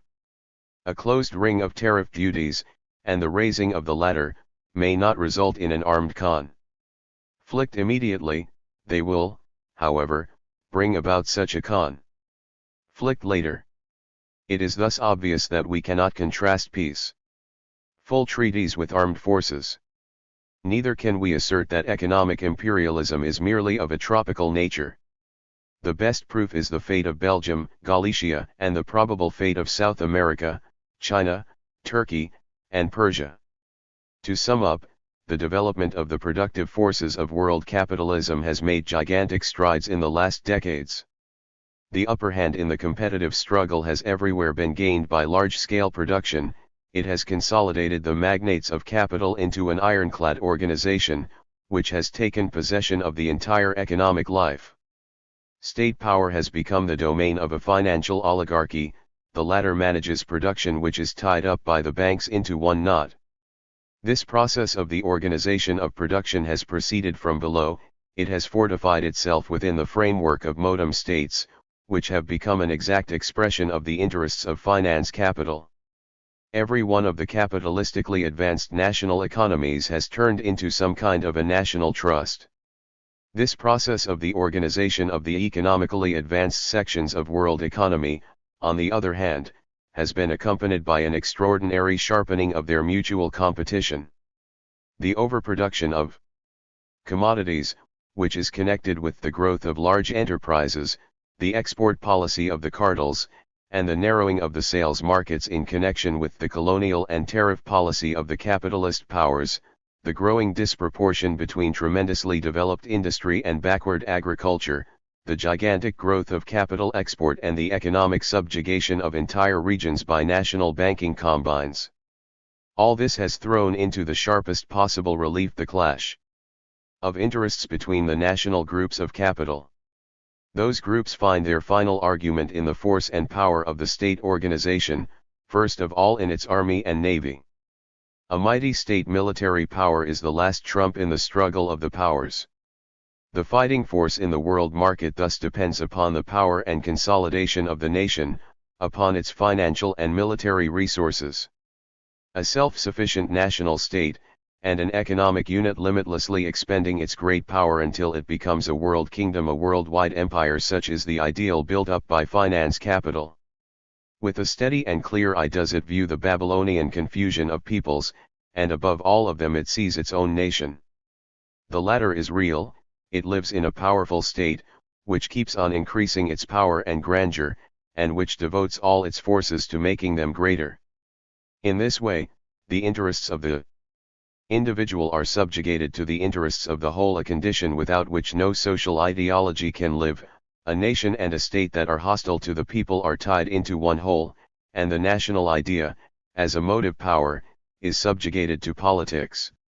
The class conflicts have disappeared, they have been annihilated, absorbed as they are in serving the interests of the whole.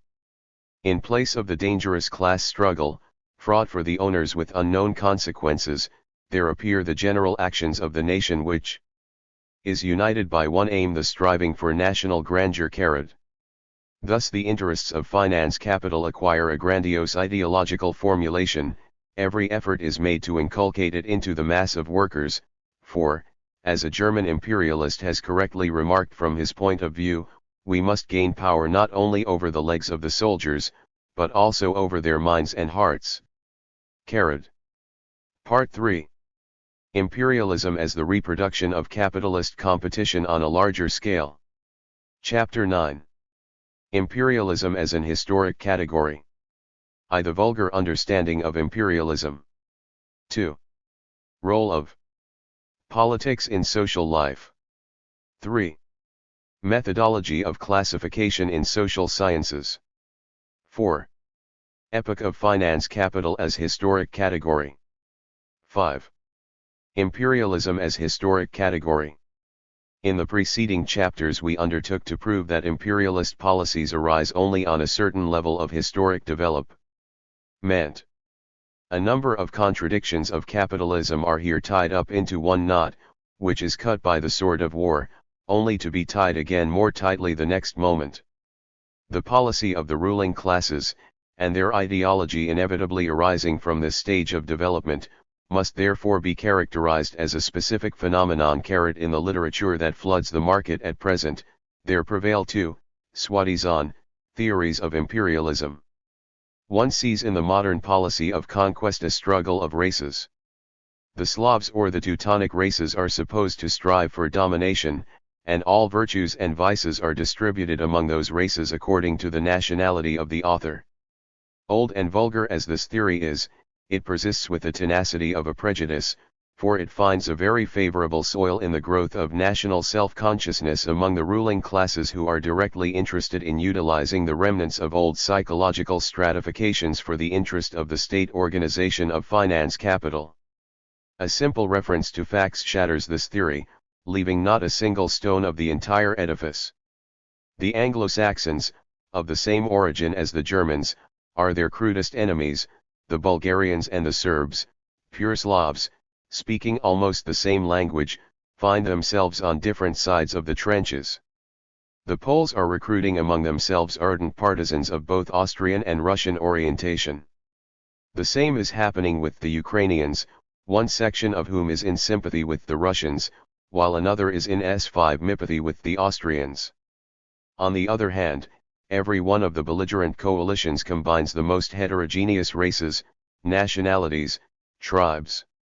Looked at from a racial point of view, what is there common to the English, Italians, Russians, Spanish and the black savages of the French colonies, whom the glorious Republic is driving to slaughter, just as the ancient Romans drove their colonial slaves?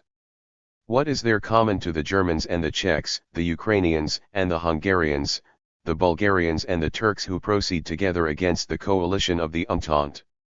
It is perfectly obvious that not races but state organizations of definite groups of the bourgeoisie are conducting the struggle.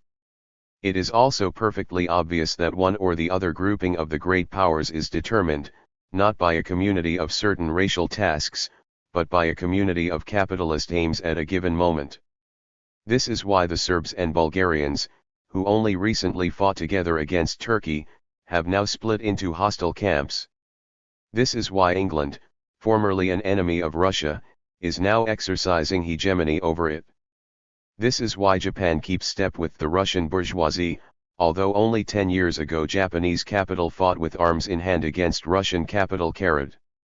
From a purely scientific, not falsified, point of view, the inadequacy of this theory is striking. Notwithstanding its obvious falsity, however, it is assiduously cultivated both in the press and in the universities, for the sole reason that it. The racial theory has been excellently ridiculed by Koski. See his Rasa und Judentum, published during the war. Is a larger or smaller concentration of the means of production, giving command over a larger or smaller army of workers. Every accumulation becomes the means of new accumulation. As the mass of wealth which functions as capital increases, there goes on an increasing concentration of that wealth in the hands of individual capitalists, with a resultant widening of the basis of large-scale production and of the specific methods of capitalist production. The growth of social capital is affected by the growth of many individual capitals. 2. Points characterize this kind of concentration which is directly dependent upon accumulation, or, rather, identical with it. First of all, the increasing concentration of the social means of production into the hands of individual capitals, is, other conditions being equal, restricted by the extent of social wealth. In the second place, the part of social capital domiciled in each particular sphere of production is divided among many capitalists, who face one another as independent commodity producers, competing one with another. This splitting up of social capital into a number of individual capitals, or the repulsion of its 116 fragments one by another, is counteracted by their attraction. The latter is not simply a concentration of the means of production and command over labor identical with accumulation.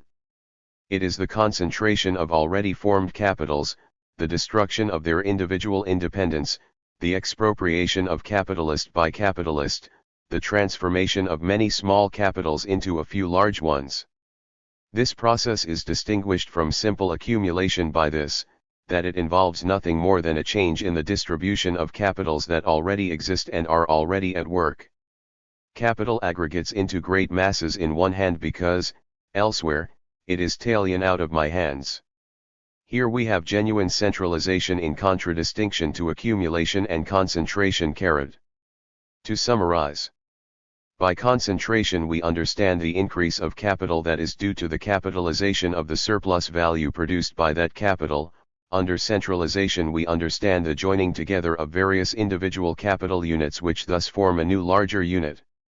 Concentration and centralization of capital pass through various phases of development, which we must now survey. Let us note in passing that both processes, concentration and centralization, influence one another. A great concentration of capital accelerates the absorption of small-scale enterprises by large-scale ones. Conversely, centralization aids the increase of individual capital units and so accelerates the process of concentration. The primary form in the process of concentration is concentration of capital in an individual enterprise. This form predominated up to the last quarter of the 19th century. The accumulation of social capital is here expressed in the accumulation of the capital of individual entrepreneurs who oppose one another as competitors. The development of joint stock companies, which made it possible to use the capital of a considerable number of individual entrepreneurs, and which radically undermined the principle of individual ownership of enterprises, created the prerequisites for large monopolistic associations of entrepreneurs. Concentration of capital assumed a new form here, namely, the form of concentration in trusts. Capital accumulation no more increased the capital of individual producers, it turned into a means of increasing the capital of entrepreneurs' organizations. The tempo of accumulation increased to an extraordinary degree. Huge masses of surplus value, far exceeding the needs of an insignificant group of capitalists, are converted into capital to begin a new cycle. But even here the development does not stop. The individual production branches are in various ways knit together into one collective body, organized on a large scale. Finance capital seizes the entire country in an iron grip. National economy turns into one gigantic combined trust whose partners are the financial groups and the state. Such formations we call state capitalist trusts.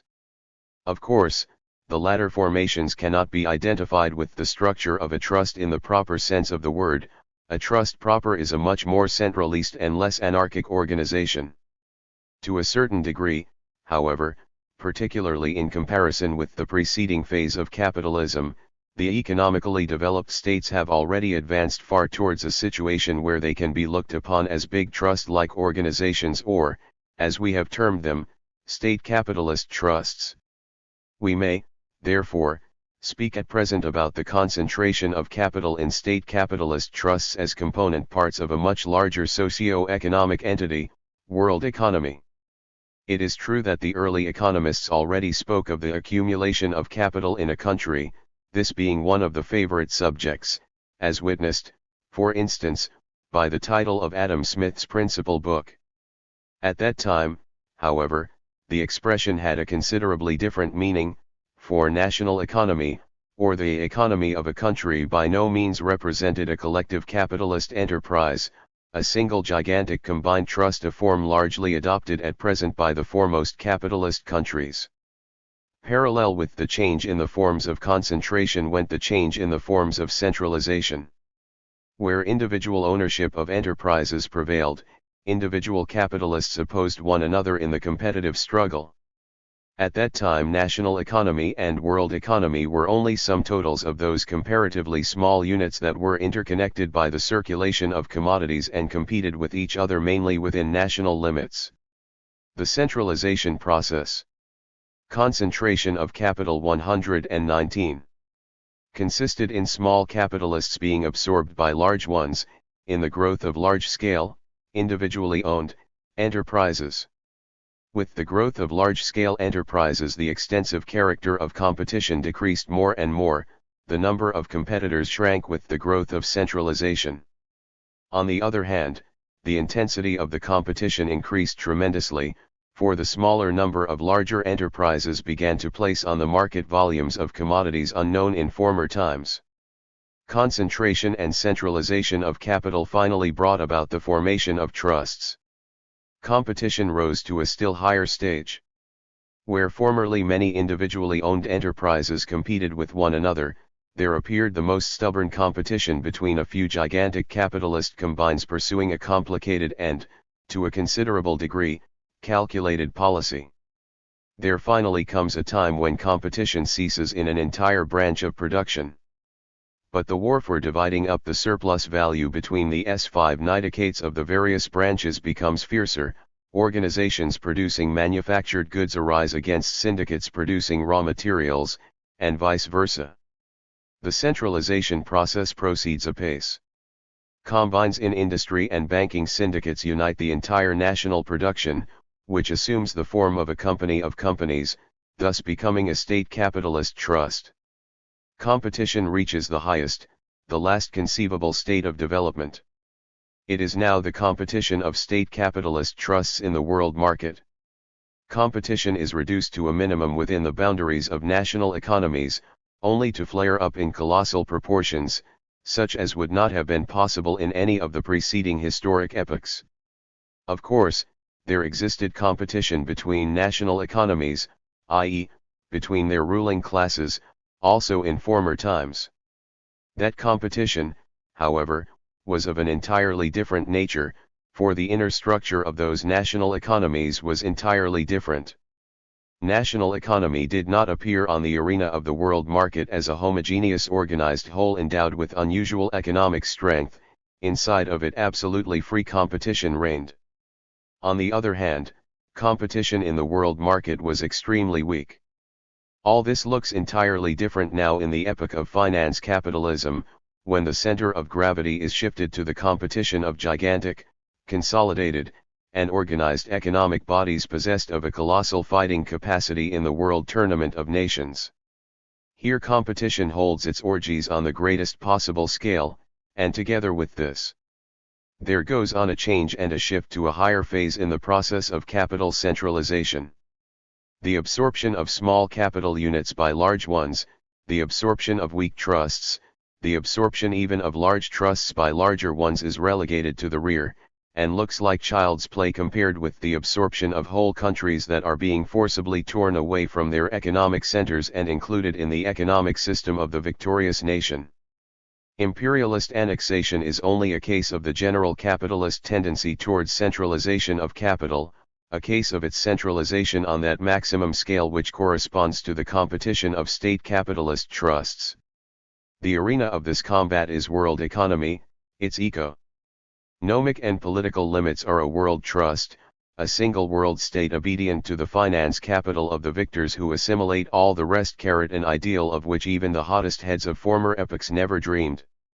One may distinguish two kinds of centralization, the one where an economic unit absorbs another unit of the same kind, and the one which we term vertical centralization, where an economic unit absorbs another of a different kind. In the latter case we have economic supplement or combination. At present, when the competition and the centralization of capital are being reproduced on a world scale, we find the same. 2TJ-es. When one country, one state capitalist trust, absorbs another, a weaker one possessed of comparatively the same economic structure, we have a horizontal centralization of capital. Where, however, the state capitalist trust includes an economically supplementary unit, an agrarian country for instance, we have the formation of a combine. Substantially the same contradictions and the same moving forces are reflected here as within the limits of national economies. To be specific, the rise of prices of raw materials leads to the rise of combined enterprises. Thus on the higher stage of the struggle there is reproduced the same contradiction between the various branches, but on a considerably wider scale. The actual process of development of modern world economy knows both these forms. An example of a horizontal imperialist annexation is the seizure of Belgium by Germany. An example of vertical annexation is the seizure of Egypt by England. Nonetheless, it is customary to reduce imperialism to colonial conquests alone. This entirely erroneous conception formerly found some justification in the fact that the bourgeoisie, following the line of least resistance, tended to widen its territory by the seizure of free lands that offered little resistance.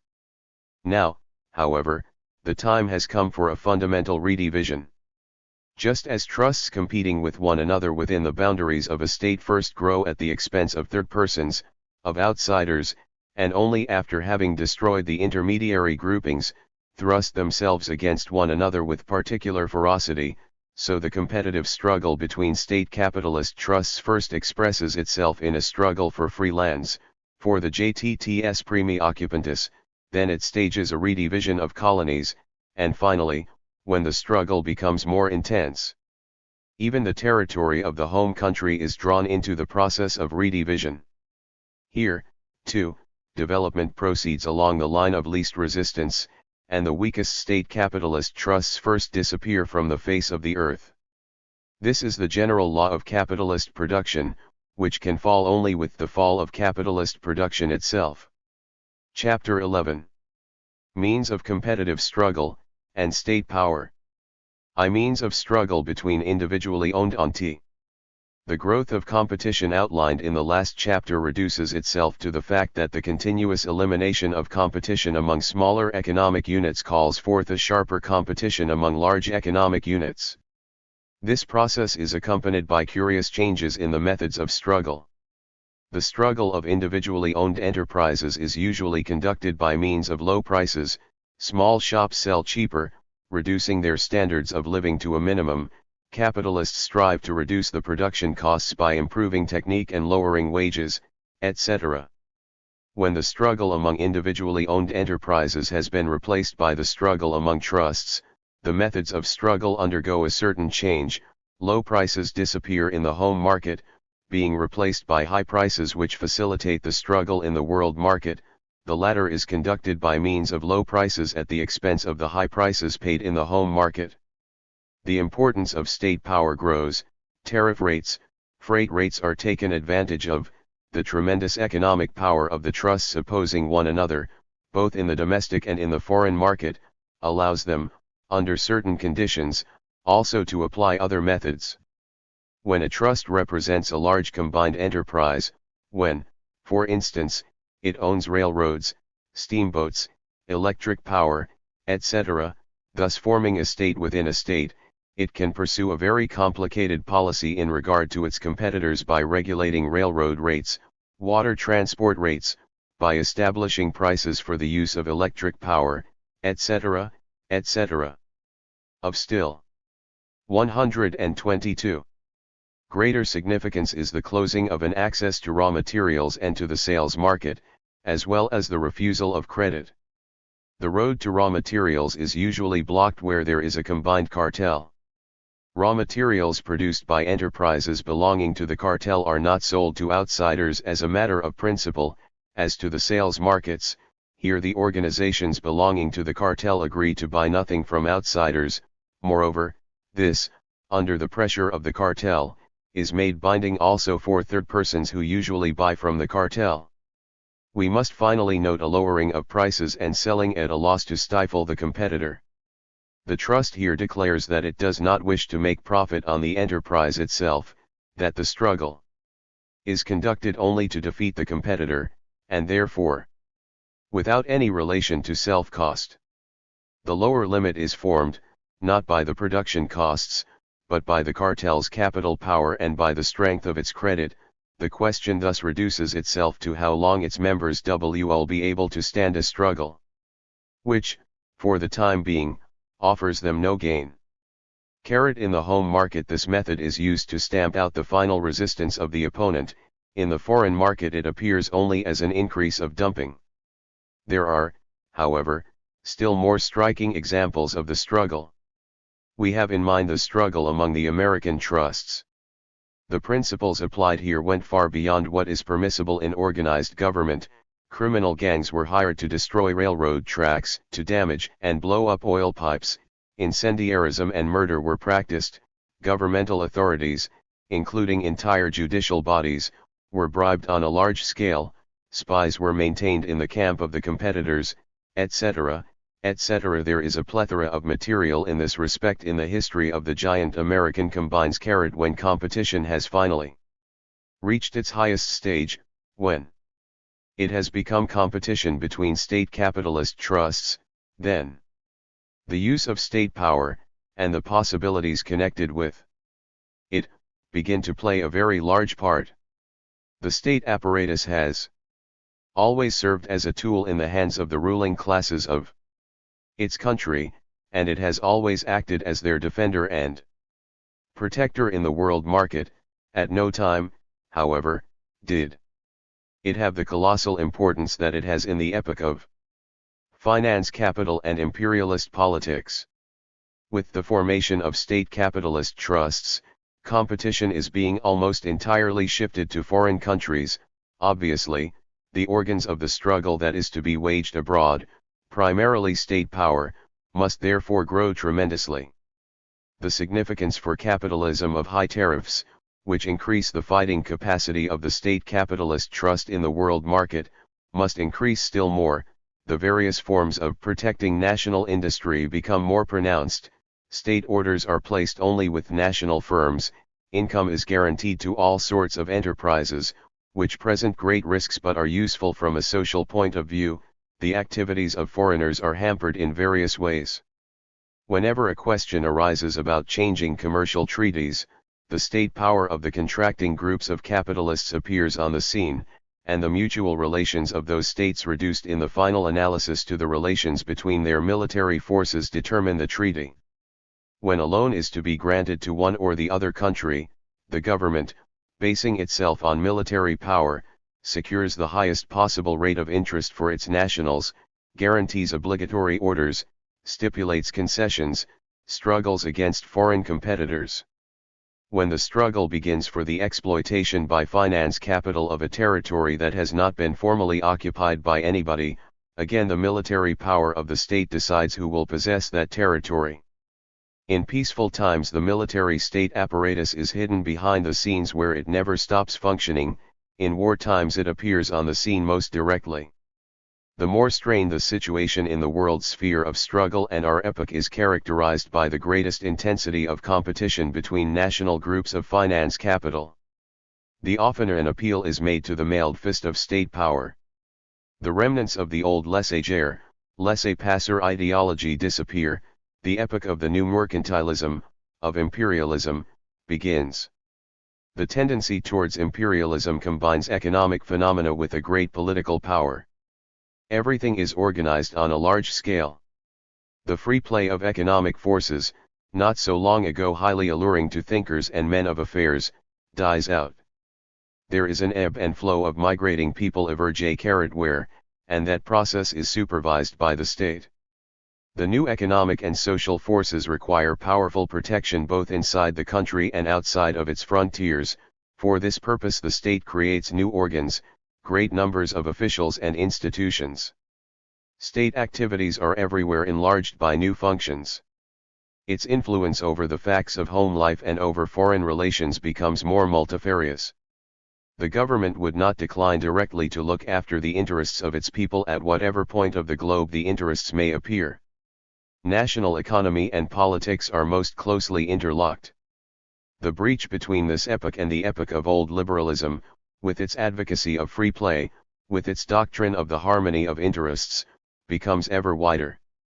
This makes one think that there is more cruelty and pugnacity in the world as a whole.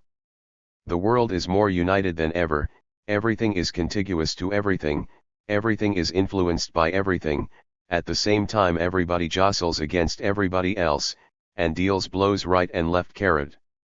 If state power is generally growing in significance, the growth of its military organization, the army and the navy, is particularly striking.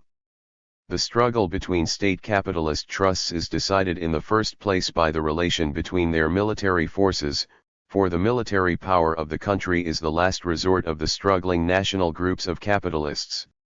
The immensely growing state budget devotes an ever larger share to defense purposes, as militarization is euphemistically termed. The following table illustrates the monstrous growth of military expenditures and their share in the state budget. Reflected in all others, causing a general raise. Of course, here, too, we have before us only a case of a general principle of competition, for the military power of the state capitalist trust is the weapon to be used in its economic struggle. The growth of armaments, creating as it does a demand for the products of the metallurgic industry, raises substantially the importance of heavy industry, particularly the importance of cannon kings à la croupe. To say, however, that wars are caused by the ammunition industry would be a cheap assertion. The ammunition industry is by no means a branch of production existing for itself, it is not an artificially created evil which in turn calls forth the battle of nations. It ought to be obvious from the foregoing considerations that armaments are an indispensable attribute of state power, an attribute that has a very definite function in the struggle among state capitalist trusts. Capitalist society is unthinkable without armaments, as it is unthinkable without wars. And just as it is true that not low prices cause competition but, on the contrary, competition causes low prices, it is equally true that not the existence of arms is the prime cause and the moving force in wars but, on the contrary, the inevitableness of economic conflicts conditions the existence of arms. This is why in our times, when economic conflicts have reached an unusual degree of intensity, we are witnessing a mad orgy of armaments. Thus the rule of finance capital implies both imperialism and militarism. In this sense militarism is no less a typical historic phenomenon than finance capital itself. With the growth of the importance of state power, its inner structure also changes. The state becomes more than ever before an executive committee of the ruling classes.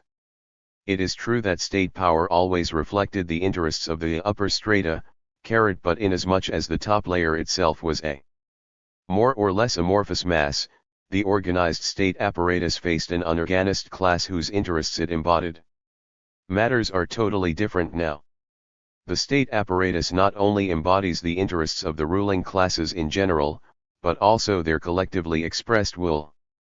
It faces no more atomized members of the ruling classes, but their organizations.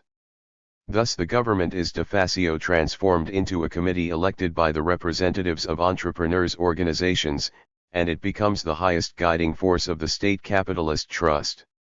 This is one of the main causes of the so-called crises of parliamentarism. In former times Parliament served as an arena for the struggle among various factions of the ruling groups. Finance capital has consolidated almost all of their varieties into one solid reactionary mass united in many centralist organizations. Democratic and liberal sentiments are replaced by open monarchist tendencies in modern imperialism, which is always in need of a state dictatorship. Parliament at present serves more as a decorative institution, it passes upon decisions prepared beforehand in the businessmen's organizations and gives only formal sanction to the collective will of the consolidated bourgeoisie as a whole. A strong power has become the ideal of the modern bourgeois. These sentiments are not remnants of feudalism, as some observers suppose, these are not debris of the old that have survived in our times. This is an entirely new socio-political formation caused by the growth of finance capital. If the old feudal policy of blood and iron was able to serve here, externally, as a model, this was possible only because the moving springs of modern economic life drive capital along the road of aggressive politics and the militarization of all social life. The best proof may be found not only in the foreign policies of such democratic countries as England, France, Belgium, and the United States, but also in the changes that take place in their internal policies. Being a very large shareholder in the state capitalist trust, the modern state is the highest and all-embracing organizational culmination of the latter. Hence its colossal, almost monstrous, power. Part 4. The Future of Imperialism and World Economy. Chapter 12. Necessity of Imperialism, and Ultra-Imperialism. I conception of historic necessity. Historic necessity. And practical Marxism. Historic necessity of imperialism. 2. The economic approach to the problem of ultra-imperialism. Abstract economic possibility of a world trust. 3. Concrete prognosis. Economic conditions under which trusts are formed, and their stability. Internationalisation and nationalization of capitalist interests. What imperialist policies mean to the bourgeoisie. 4. Overcoming of imperialism and condition under which this overcoming is possible. Tout comprendre c'est tout pardonner, says a French adage. Not every adage, however, expresses a correct thought. In this instance we deal with an obviously incorrect idea. To understand a phenomenon means to establish a causal relation between it and another phenomenon or series of phenomena. From this it does not at all follow that a phenomenon correctly understood must be forgiven under all circumstances. If this were so, then all phenomena labeled as evil in the language of ethical personalities are forever closed to human reason, since evil cannot be forgiven, obviously it cannot be understood. In reality matters are not as bad as that. On the contrary, only then can we appraise a phenomenon, i.e., characterize it as positive or negative, when we understand it. Consequently, even when we are by no means inclined to forgive, we must first of all understand. This elementary truth is applicable also to historic events. To understand an historic event means to represent it as the consequence of a definite historic cause or historic causes, in other words, to represent it not as an accidental entity caused by nothing. 1. To understand everything, is to forgive every lying. Ed. 130. Necessity of Imperialism 131. But as an entity inevitably flowing from the total of given conditions. The element of causality is the element of necessity. Marxism teaches us that the historic process, and consequently every link in the chain of historic events, is a necessary entity. To deduce political fatalism from this doctrine is absurd, for the simple reason that historic events are taking place not outside of but through the will of people, through the class struggle if we deal with a class society. The will of the classes is in every instance determined by given circumstances, in this respect it is not at all free. However, that will becomes in turn a conditioning factor of the historic process. If we eliminate the actions of people, the struggle of classes, etc., we eliminate the entire historic process. Fatalist Marxism has always been a bourgeois-made caricature of the Marxist doctrine, contrived by the theoreticians of the ruling class in order more easily to overcome Marxism. We have all heard the widely circulated sophism that Marxists predicting the inevitable coming of the post-capitalist order are like a party struggling for the coming of a lunar eclipse.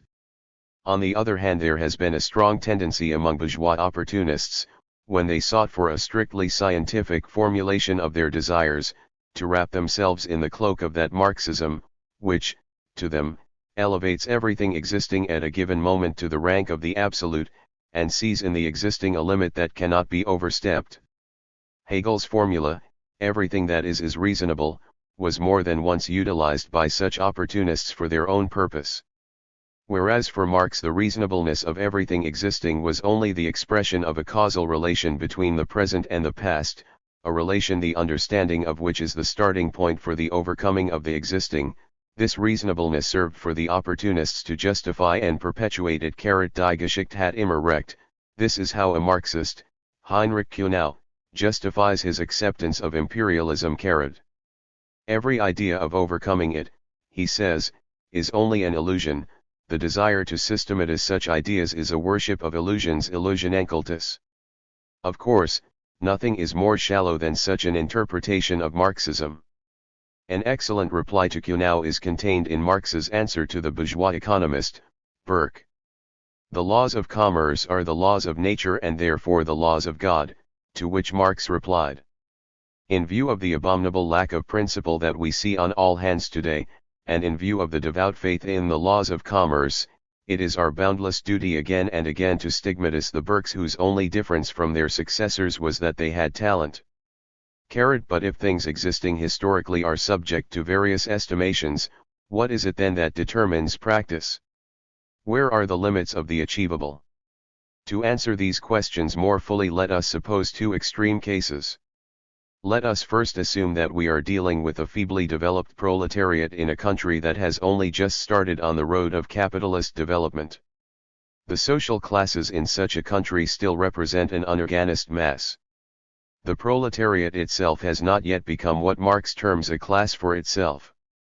The economic development is so weak that there are no objective conditions for the organization of the economic life on a social scale. In such a case, we can say outright that there is an absence of prerequisites necessary for the overcoming of capitalist contradictions.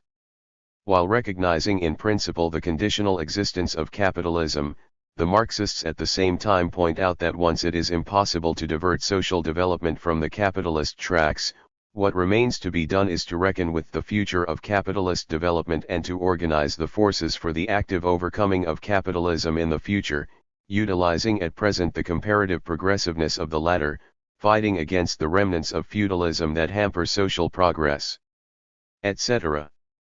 There are, consequently, two decisive moments determining the foundations of practical activity: first, an analysis of objective conditions, i.e., of a given state of economic development; second, an analysis of the specific social weight of the progressive social force itself, which of course is connected with the first moment. It is under conditions just pictured that Marxists speak of the necessity of capitalism, meaning the relative impossibility of overcoming it. Let us now assume, secondly, that we deal with a highly developed capitalist organism, which makes the introduction of a planned course of social production possible. Let us also assume the interrelation of social forces to be such that a considerable portion of the population belongs to the most progressive class. Under such conditions it is perfectly absurd to place the emphasis on capitalism as the necessary stage of development. If we now approach the question of the necessity of imperialism, we realize at once that there is no ground whatever to treat its necessity in this sense. On the contrary, imperialism is the policy of finance capitalism, i.e., a highly developed capitalism implying a considerable ripeness of the organization of production. In other words, imperialist policies by their very existence bespeak the ripeness of the objective conditions for a new socio-economic form. Consequently, all talk about the necessity of imperialism as a limit to action is liberalism, is in itself semi-imperialism. The further existence of capitalism and imperialism becomes nothing more nor less than a question of the interrelation between mutually struggling class forces.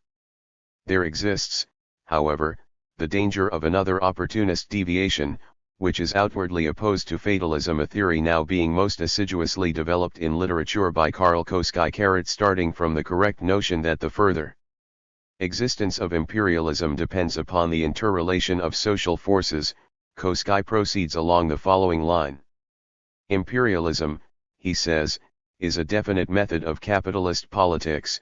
The latter can exist even without forcible methods, in the same way as capitalism can exist with an 8-hour workday instead of a 10 or 12-hour day. As far as the workday is concerned, the proletariat meets the bourgeois tendency towards increasing the labor day with its proletarian tendency to shorten the number of labor hours, doing so within the framework of capitalism. In the very same manner, says Koski, it is necessary to meet the bourgeois violent tendencies of imperialism with the peaceful tendencies of the proletariat. Thus, Koski asserts, the question can be solved within the framework of capitalism. Radical as this theory may seem at the first glance, it is in fact a thoroughly reformist one. Later we shall deal at length with the analysis of the possibility of peaceful capitalism a la Koski. At present we wish to advance only a formal argument. We assert, namely, that from the fact that imperialism is a problem of the interrelation of forces, it does not at all follow that it can disappear within the framework of capitalism, just as the 15-hour workday or unregulated wages, etc., disappeared. If the problem were to be solved so simply, it would be possible to map out also the following perspective. It is known that capitalism implies the acquisition of surplus value by the capitalists. All the new value N is divided into two parts, N equals V plus S. This distribution, looked upon from its quantitative side, depends upon the interrelation of social forces. With the growth of resistance on the part of the working class, it is perfectly thinkable that V will increase at the expense of S, and that N will be distributed in a proportion more favorable for the workers. Since, however, the gradual increase of the proletariat's share is determined by the interrelation of forces, and since there is no limit set for this increase, the working class, having reduced the share of the capitalist to the size of mere salaries, peacefully drains capitalism in turning the capitalists into mere employees or, at worst, into pensioners of the collective social body. This idyllic picture is obviously a reformist utopia. No less of a utopia is Koskai's ultra-imperialism. Koskai and his followers assert that the very process of capitalist development is favorable to the growth of elements that can serve as a support for ultra-imperialism.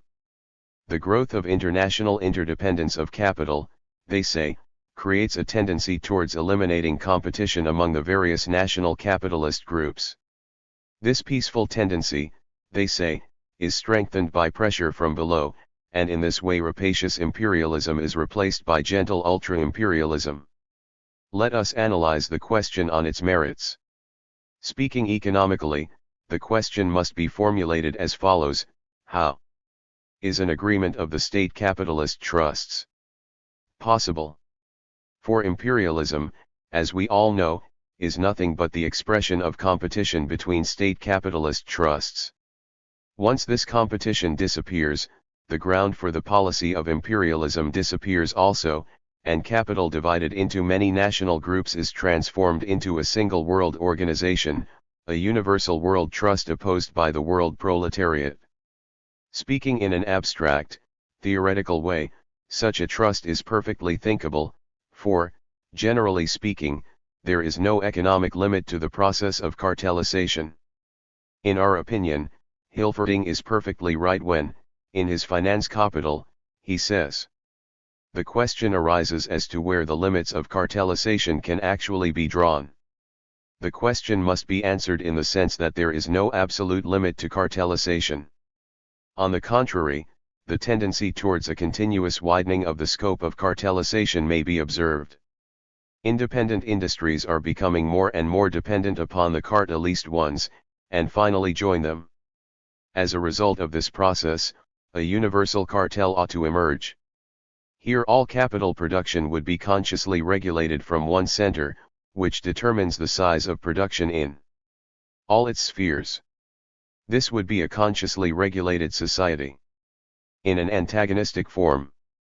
This antagonism, however, is the antagonism of distribution.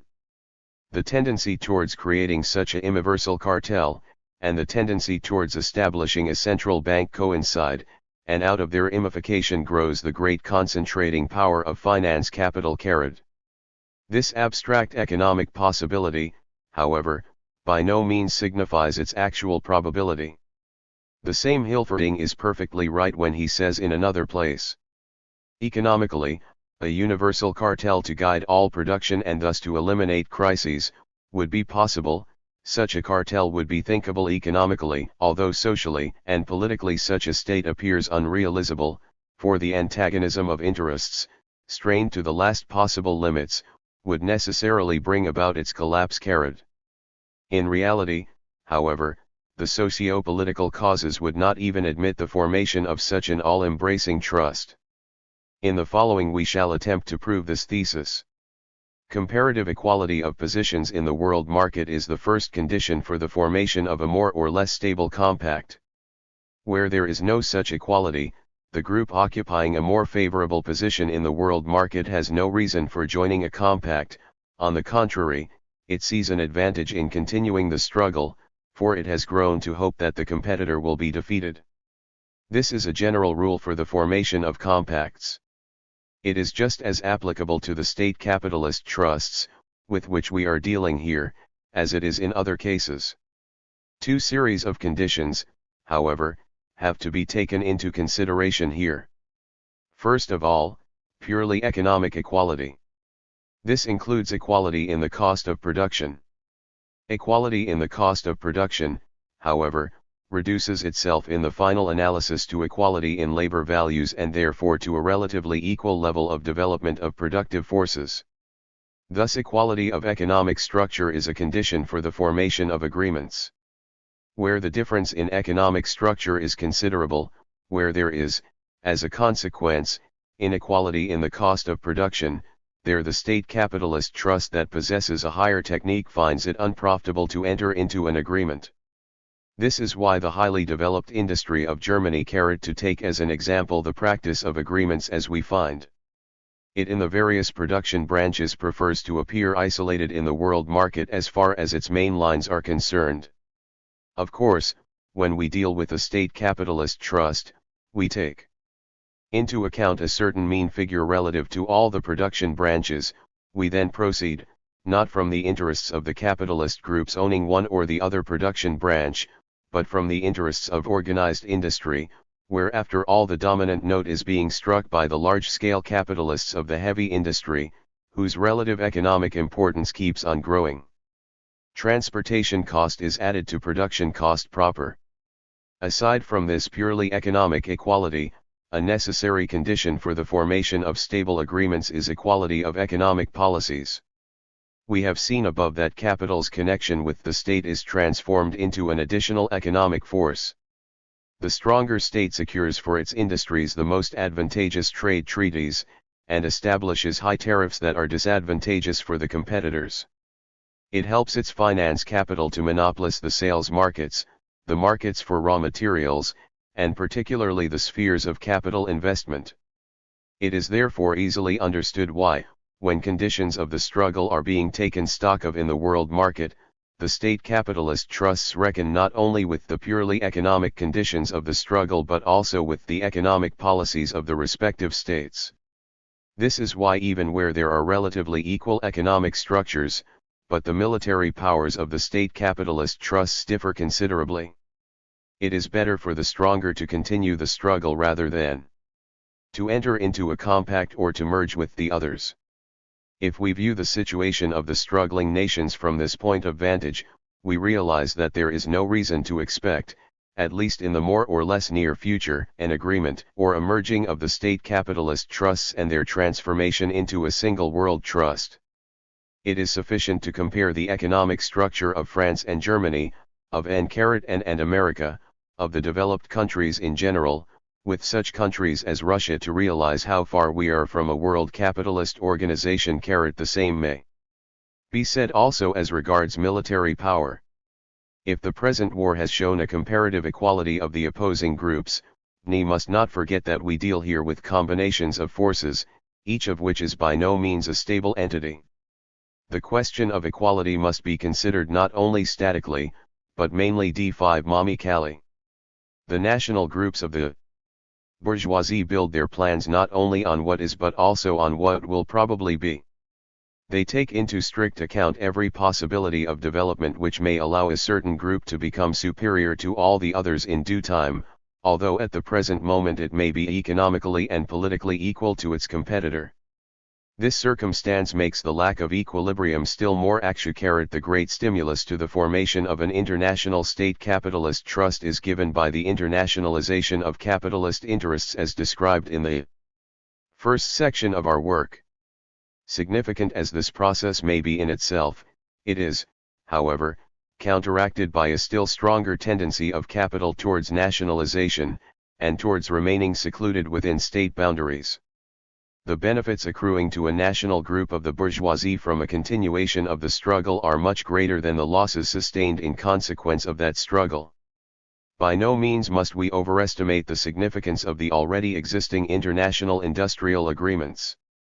As we have noted above, many of them are very unstable, representing as they do businessmen's organizations of a relatively low TJ with a comparatively small centralization, and often embracing highly specialized production branches. Only companies formed in such spheres of production as are based on a natural monopoly possess comparative stability. Of course, the tendency towards internationalization would nonetheless triumph in the last analysis, but it would do so after a considerable period of very stubborn struggles between the state capitalist trusts. But are not the costs of the struggle, i.e., military expenditures, perchance so large that it does not pay for the bourgeoisie to continue in this way? Is not such a plan as the proposed militarization of England an expression of bourgeois stupidity which is blind to its own interests? Alas, it is not so. We must attribute this quality rather to the naive pacifists than to the bourgeoisie. The latter keeps its balance sheet in perfect shape. The truth of the matter is that those who make such arguments ordinarily lose sight of all the complex functions of military power. Such power, as we have seen above, functions not only in times of war but also in times of peace, to back up its finance capital in peaceful competition. The pacifists forget that the war burdens, due to the incidence of taxation, etc., are borne mainly by the working class, partly by the intermediary economic groupings which are being expropriated during the war. It follows from the above that the actual process of economic development will proceed in the midst of a sharpened struggle between the state capitalist trusts and the backward economic formations. A series of wars is unavoidable. In the historic process which we are to witness in the near future, world capitalism will move in the direction of a universal state capitalist trust by absorbing the weaker formations. Once the present war is over, new problems will have to be solved by the sword. Partial agreements are, of course, possible here and there. Every agreement or fusion, however, will only reproduce the bloody struggle on a new scale. Were Central Europe to unite according to the plans of the German imperialists, the situation would remain comparatively the same, but even were all of Europe to unite, it would not yet signify disarmament. It would signify an unheard of rise of militarism because the problem to be solved would be a colossal struggle between Europe on the one hand, America and Asia on the other. The struggle among small state capitalist trusts would be replaced by a struggle between still more colossal trusts. To attempt to eliminate this struggle by home remedies and rose water is tantamount to bombarding an elephant with peas, for imperialism is not only a system most intimately connected with modern capitalism, it is also the most essential element of the latter. We have seen in the second section the peculiarities in the structure of modern capitalism and the formation of state capitalist trusts. This economic structure, however, is connected with a certain policy, namely, the imperialist policy. This not only in the sense that imperialism is a product of finance capitalism, but also in the sense that finance capital cannot pursue any other policy than an imperialist one, as we characterized it above. The state capitalist trust cannot become an adherent of free trade, for thereby it would lose a considerable part of its capitalist raison d'etre. We have already pointed out that protectionism allows the acquisition of additional profits on the one hand, facilitates competition in the world market on the other. In the same way, finance capital, expressing as it does capitalist monopoly organizations, cannot relinquish the policy of monopolizing spheres of influence, of seizing sales markets and markets for raw materials, or spheres of capital investment. If one state capitalist trust fails to get hold of an unoccupied territory, it will be occupied by another. Peaceful rivalry, which corresponded to the epoch of free competition and of the absence of any organization of production at home, is absolutely inconceivable in the epoch of an entirely different production structure and of the struggle among state capitalist trusts. Those imperialist interests are of such magnitude for the finance capitalist groups, and they are so connected with the very foundations of their existence, that the governments do not shrink before the most colossal military expenditures only to secure for themselves a stable position in the world market.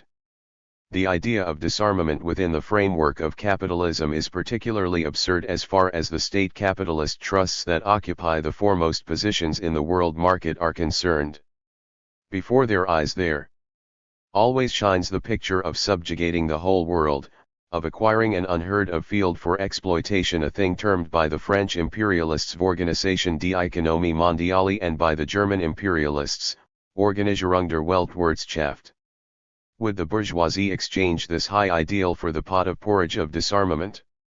Where is the guarantee for a given state capitalist trust that a pernicious rival will not continue the abandoned policy in spite of all formal agreements and guarantees? Everyone acquainted with the history of the struggle among cartels even within the boundaries of one country knows how often, when the situation changed, when the market conditions changed, agreements dissolved like soap bubbles. Imagine a strong state capitalist trust like the US waging war against a union of all other trusts. The agreement will then be shattered to pieces in no time. We have taken a hypothetical case where formal unification is a fact. However, this unification cannot take place because the bourgeoisie of every country is by no means as naive as many of its bona fide pacifists who wish nothing more than to persuade the bourgeoisie and to prove to it that it does not understand its own advantages. But, one may argue, this is exactly what Koskai and his friends asked me, namely, that the bourgeoisie will relinquish its imperialistic methods when it is compelled to do so by pressure from below. Our reply is that two possibilities are open in this case: either the pressure is weak, then everything remains as before, or the pressure is stronger than the resistance, then we have before us not a new era of ultra-imperialism but a new era of non-antagonistic social development. The entire structure of world economy in our times forces the bourgeoisie to pursue an imperialist policy.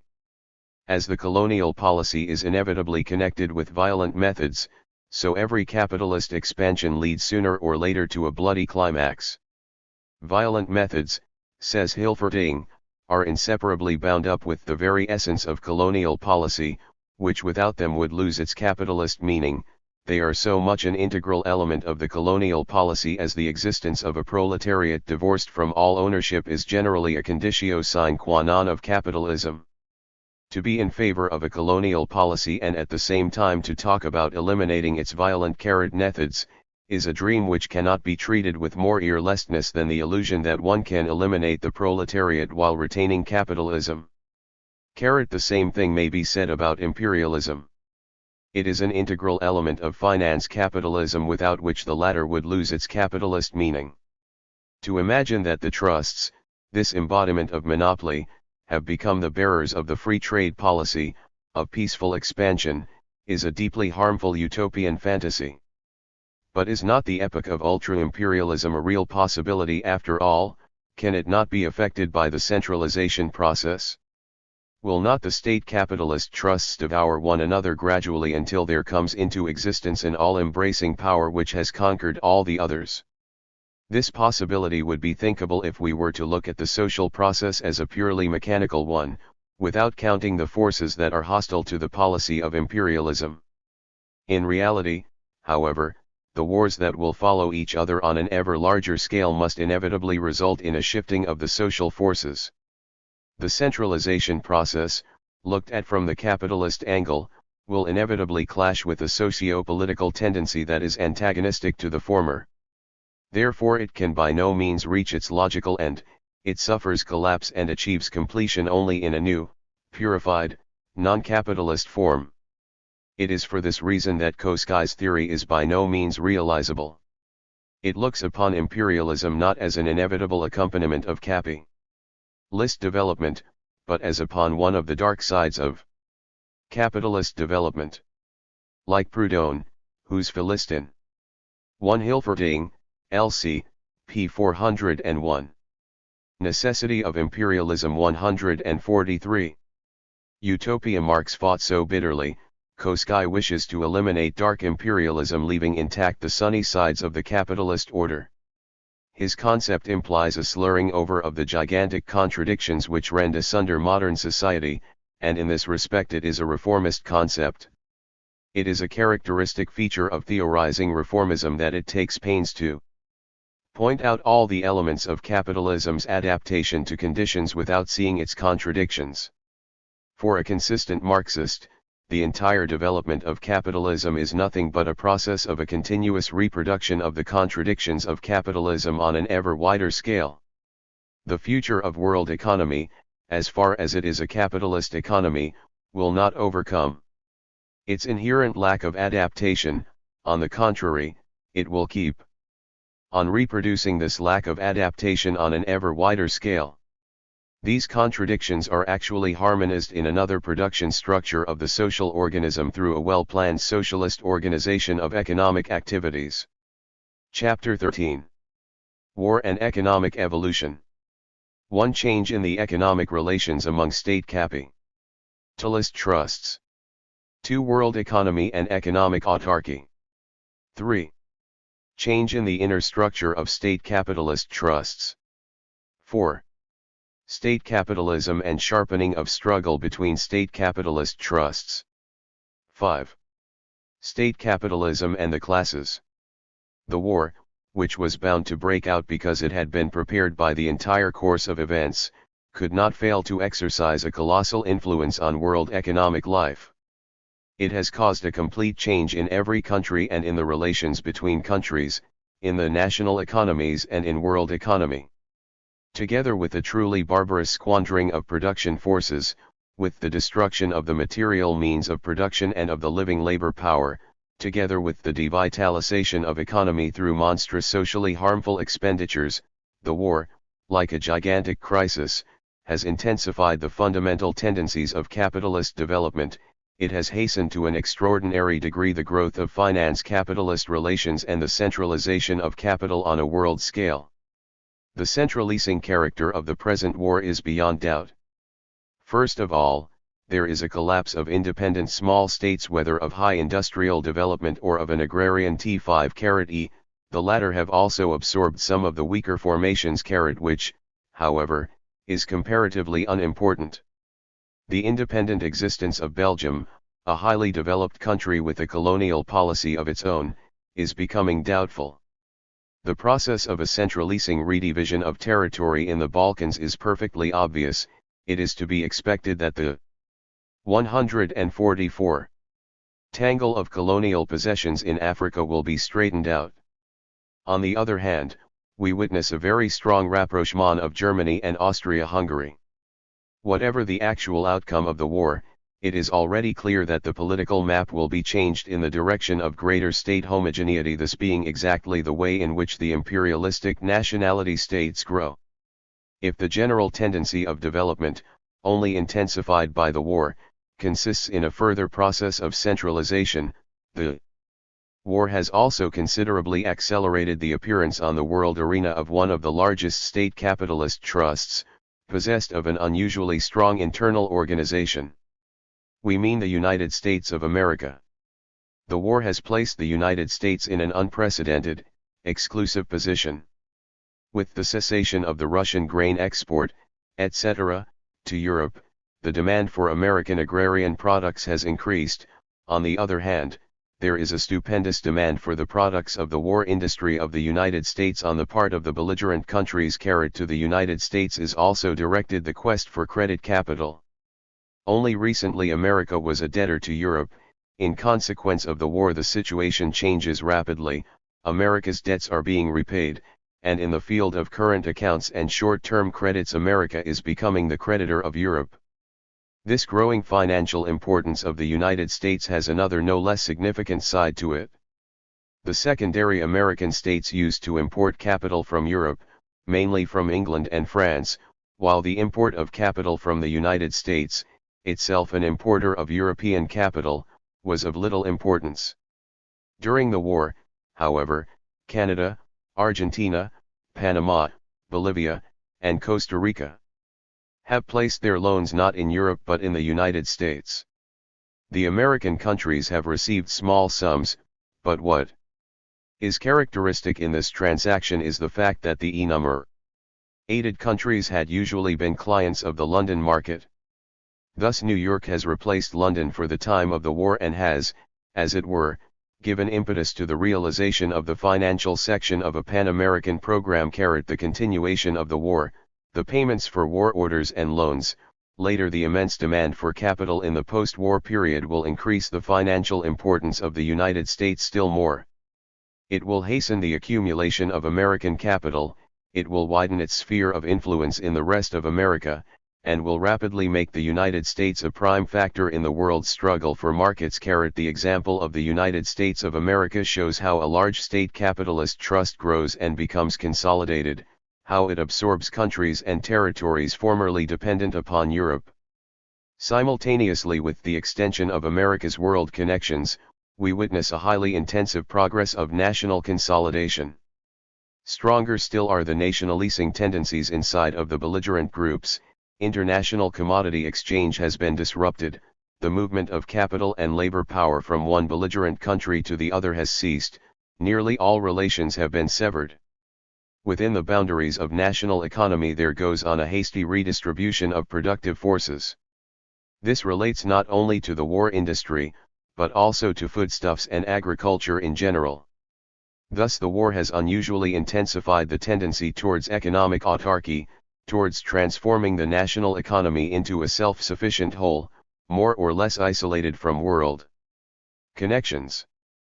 Does it follow, however, that this tendency will continually prevail, that world economy will be split up into a number of independent parts entirely isolated from each other? So, or almost so, does utopian imperialism think. The ideologists of imperialism strive towards a state of affairs where a country produces ever 5-ing by itself, where it does not depend upon foreigners, etc. Let the country acquire the necessary economic supplements, let it secure for itself the sources of raw material, and the task, they say, is achieved. Such arguments, however, will not stand the light of criticism. The imperialist gentlemen completely forget that the annexationist activities they pursue imply the growth of economic world connections, the expansion of capital and commodity export, the increase of raw materials import, and so forth. Thus, from a certain point of view, the policy of imperialism contains a contradiction. The imperialist bourgeoisie must, on the one hand, develop world relations to a maximum, on the other hand, it erects a tariff wall between itself and the world. On the one hand it exports capital, on the other it cries over foreign supremacy. In a word, on the one hand it internationalizes economic life, on the other hand it strives with all its might to bottle it up within national boundaries. Still, notwithstanding all obstacles, the basis of international connections keeps on growing, hence Felix Pinner is perfectly right when he says, remembering that the unusual expansion of foreign trade took place in the period of the most decisive nationalist economic policy, we must assume that the war, and the political sentiments of the great powers called forth by the war, will destroy international relations as little as this was hitherto done by the seclusion tendency. While the war is going on, the disappearance or the weakening of economic connections in one place is accompanied by their growth in another. The dominant role played by the Germans in Russia has been discontinued, only to give place to the dominant role of the Entente powers. Nor is this all. We must remember that the regulative principle of capitalist activity is the accumulation of profits. War is one of the business operations of the modern bourgeois. Once it is over, he is as eager as of yore to establish old connections. Capitalist interest imperatively dictates these steps. The international division of labor, the difference in natural and social conditions, are an economic prius which cannot be destroyed, even by the World War. This being so, there exist definite value relations and, as their consequence, conditions for the realization of a maximum of profit in international transactions.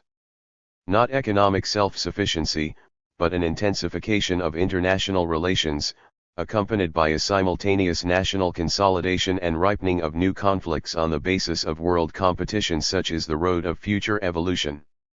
Thus, if the war cannot halt the general development of world capital, if, on the contrary, it expresses the greatest expansion of the centralization process, the war also influences the structure of individual national economies in such a way as to intensify centralization within the limits of every national body and, while wasting productive forces on a colossal scale, it organizes national economy in that it places it more and more under the combined rule of finance, capital, and the state.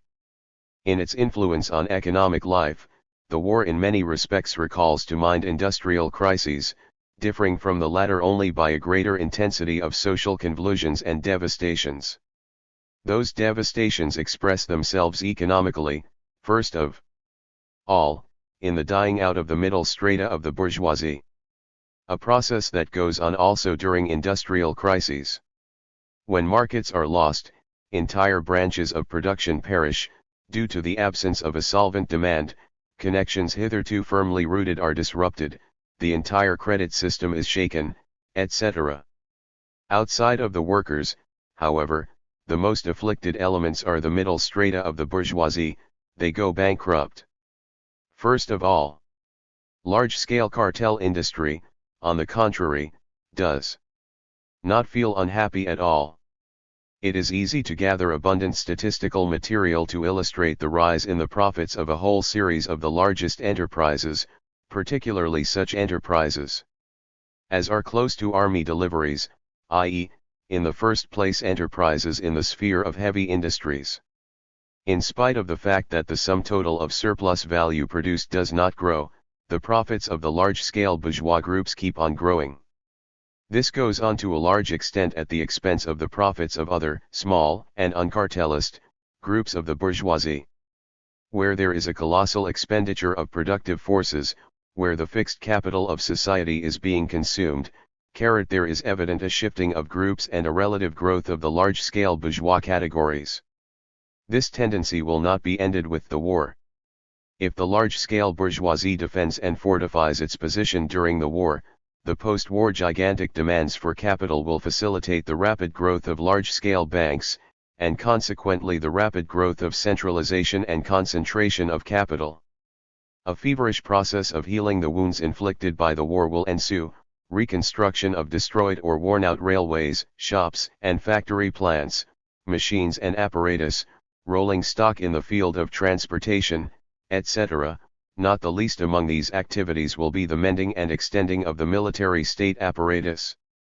This will increase the demand for capital to a very high degree, and will strengthen the position of banking trusts. While the finance capitalist groups are becoming stronger, there has increased tremendously the interference of the state in economic life. Under this head comes the formation of state monopolies, the organization of so-called mixed enterprises where the state or the municipalities are partners to the enterprise, hand in hand with private syndicates and trusts, state control over the production process of private enterprises, regulation of distribution, organization of state credit, lastly, state organization of consumption. England has established, besides, state insurance of ocean cargoes, state guarantee of merchants' promissory notes, state payments of sums belonging to English merchants abroad, when they cannot be obtained at the moment, etc. Similar measures have been introduced to a greater or lesser degree by all the belligerent states. The mobilization of industry, i.e., its militarization, was achieved with least difficulty where the entrepreneurs' organizations, cartels, syndicates, and trusts were the strongest. Those employers' organizations, in whose interests the war is here undertaken, have placed all their regulating apparatus at the service of the imperialist state, to whom they are closely related. They have thus secured the technical economic possibility of militarizing the economic life, beginning with the direct process of production and up to the subtleties of credit circulation. Where industry was organized into cartels, its mobilization assumed grandiose proportions. Large sections of economic life, der Erwerbslebens, says Mr. Pinner about Germany, have for decades been very closely united, the character of their activities being almost collective. They have absorbed a large part of the national production and have placed it under single management. These are the cartels and trusts.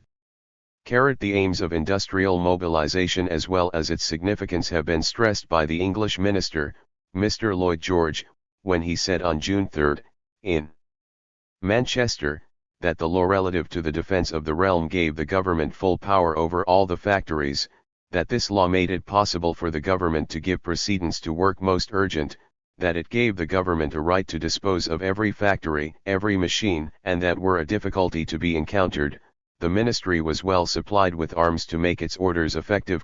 Similar measures have been adopted also in France and Russia. Aside from direct control of state power over the production of private enterprises, the war has established a number of state monopolies. In England the railways have become state property, Germany has introduced bread, potato, nitrate monopolies, etc., and has a number of others in prospect. Even the coal industry is turning into a mixed cartel where a syndicate cooperates with the government. In all these cases the government directly intervenes in the sphere of production. There is, however, another and very effective governmental intervention through credit relations. Typical for the latter is the financial mobilization and related operations in Germany. Even at the beginning of the war the Reichsbank operated through a series of other large banks. Later its activities in this respect were greatly augmented. The so-called loan banks, as state institutions dependent upon the Reichsbank, soon became a very important factor in the realm of credit. A tremendous importance is attached to internal military loans that are being placed among the public directly by the Reichsbank. Thus the latter, an institution endowed with exceptional importance in the economic life of Germany even before the war, has grown tremendously in importance, becoming as it did a strong center for the attraction of available portions of capital. On the other hand, it grows also as an institution that finances the ever-increasing state enterprises and other state economic organizations. The central banking institute of the government thus becomes the golden head of the entire state capitalist trust. One must not think that this evolution is confined to Germany alone. Mutatis mutandis, the same process is taking place in all the belligerent countries. We must dwell here on one question that seems to us of unusual importance, namely, on the question of state monopolies and their future. According to calculations, said Dr. Helfrich in the Reichstag in August of this year, the general cost of this world war for all its participants must be estimated as equal to some 300 million marks a day, i.e., to something like 100 billion marks. This is such a gigantic destruction and shifting of values as world history has never known. It is needless to say that the figures quoted by the Marshal of Finance, Dr. Helfrich, give no idea as to the real general cost of the war, for they speak only of the immediate war expenditures made by the states. However, in this connection we are interested in these particular expenditures, and it will not be out of place to quote a few more detailed figures concerning military loans. The states are also spending part of their ordinary income on the war. Still the following figures may give some idea as to the size of the military expenditures. We use the computations quoted in number 44, Westnik Finanzo for 1915. We must emphasize, however, that the figures here quoted tell us only about the war loans of the 6 largest states, whereas the number of states involved in the war is 12.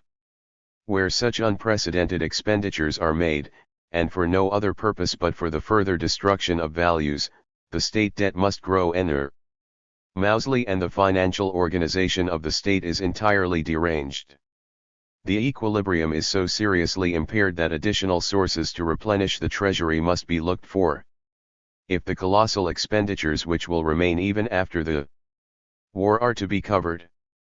In Germany, to take only one country, the income of the state will have to be increased more than twice. It appears impossible to cover the expenses out of the usual sources of state income, and the states will be compelled to extend their monopolies. The leading circles of the bourgeoisie become more and more reconciled to this idea, for in the final analysis the strength of the state is their own strength.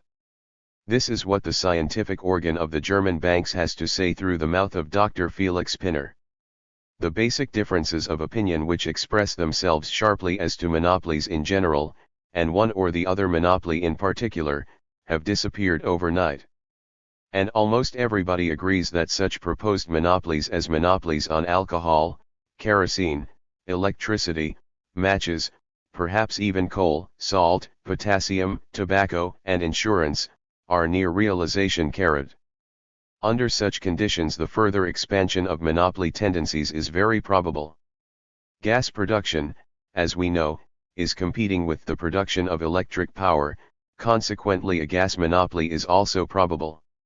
More probable still is the expansion of state power over enterprises contiguous upon monopolies.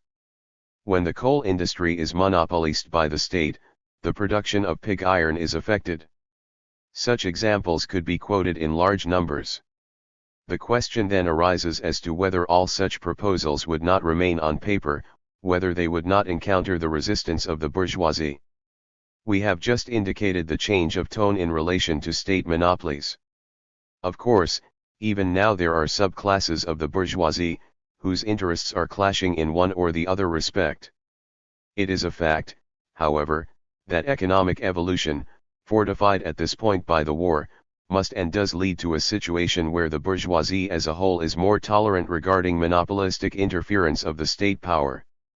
The basic reason for this change is the ever-growing closeness between state power and the leading spheres of finance capital. State and private monopoly enterprises merge into one entity within the framework of the state capitalist trust. The interests of the state and the interests of finance capital coincide more and more. On the other hand, a maximum of centralization and a maximum of state power are required by the fierce competitive struggle on the world market.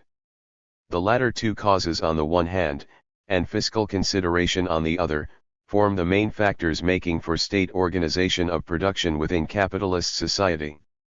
The bourgeoisie loses nothing from shifting production from one of its hands into another, since present-day state power is nothing but an entrepreneur's company of tremendous power, headed even by the same persons that occupy the leading positions in the banking and syndicate offices. The difference is that, under such conditions, the bourgeoisie receives its income, not from the office of a state, but from the office of state banks.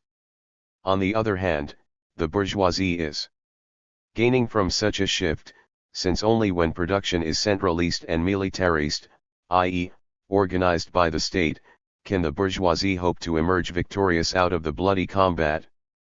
Present-day war needs more than mere financial funding. A successful war requires that factories and plants, mines and agriculture, banks and stock exchanges, everything should work for the war. Everything for the war, is the slogan of the bourgeoisie.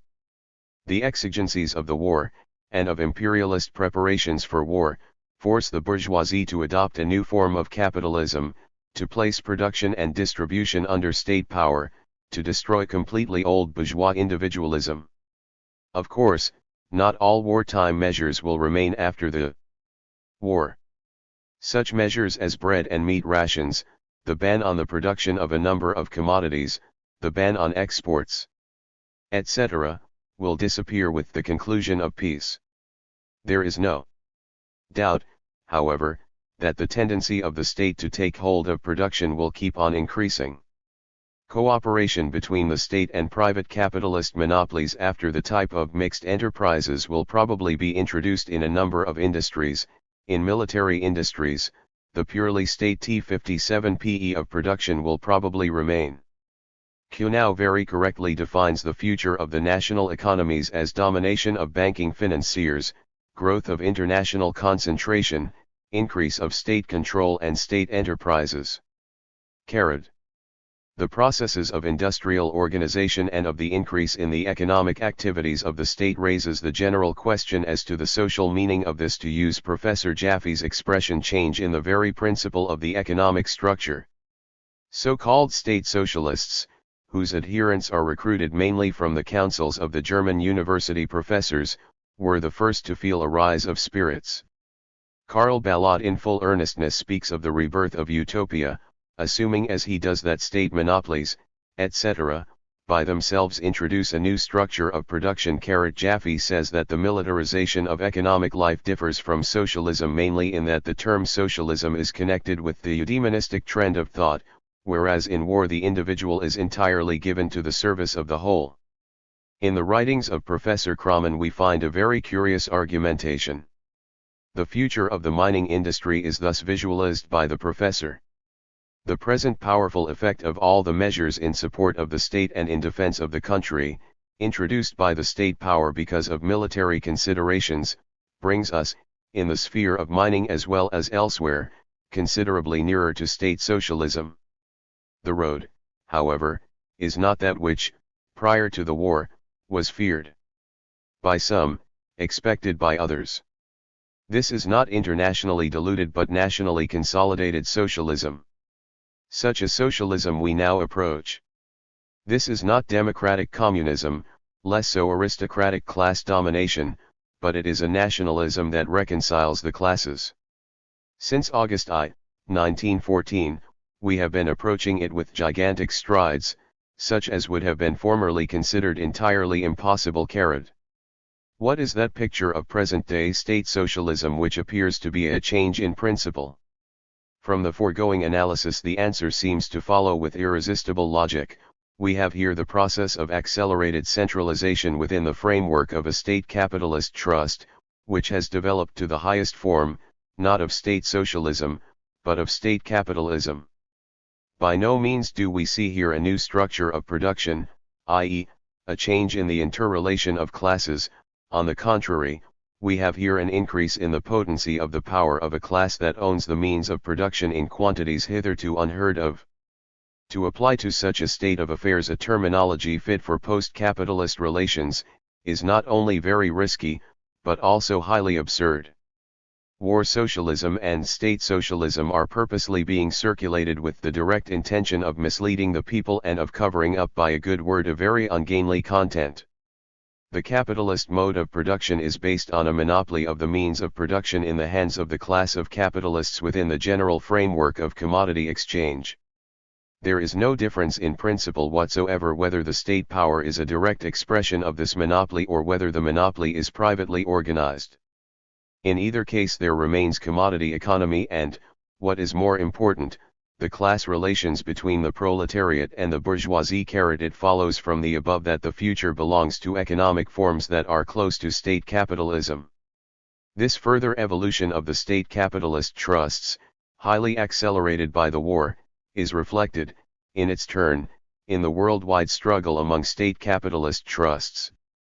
We have seen above how the tendency to turn capitalist states into state capitalist trusts found its reflection in the mutual relations of the states. Monopoly tendencies within the national body have called forth tendencies to monopolist territories outside the home state by means of annexations. This has sharpened competition and its forms terrifically. With the further progress of internal centralization, this acute situation will become more acute by leaps and bounds. Added to this is the rapid narrowing of the free field for capital activities. There is, therefore, not the slightest doubt that the near future will be fraught with the most cruel conflicts, and that the social atmosphere will not cease being saturated with war electricity. One of the outward expressions of this circumstance is the extraordinary growth of militarism and of imperialist sentiment. England, the land of freedom and individualism, has already established a tariff and is organizing a standing army. Its state budget is being militarized. America is preparing war activities on a truly grandiose scale. The same thing is going on in Germany, in France, in Japan, and everywhere. The period of an idyllic peaceful existence has sunk into lethe. Capitalist society is whirling in the mad hurricane of world wars. It remains for us to say a few words about the future of class relations, since it is perfectly clear a priori that the new forms of capitalist relations cannot fail to be reflected in the situation of the various social groupings. The fundamental economic question is: what will be the fate of the various parts of the national income? In other words, the question consists in how the national product will be distributed among the various social classes. In the first place, how the share of the working class will fare. We presume that the process is going on more or less alike in all the foremost countries, and that what is true for national economies is true for world economy. A deep-going tendency towards decreasing real wages must be noted first of all.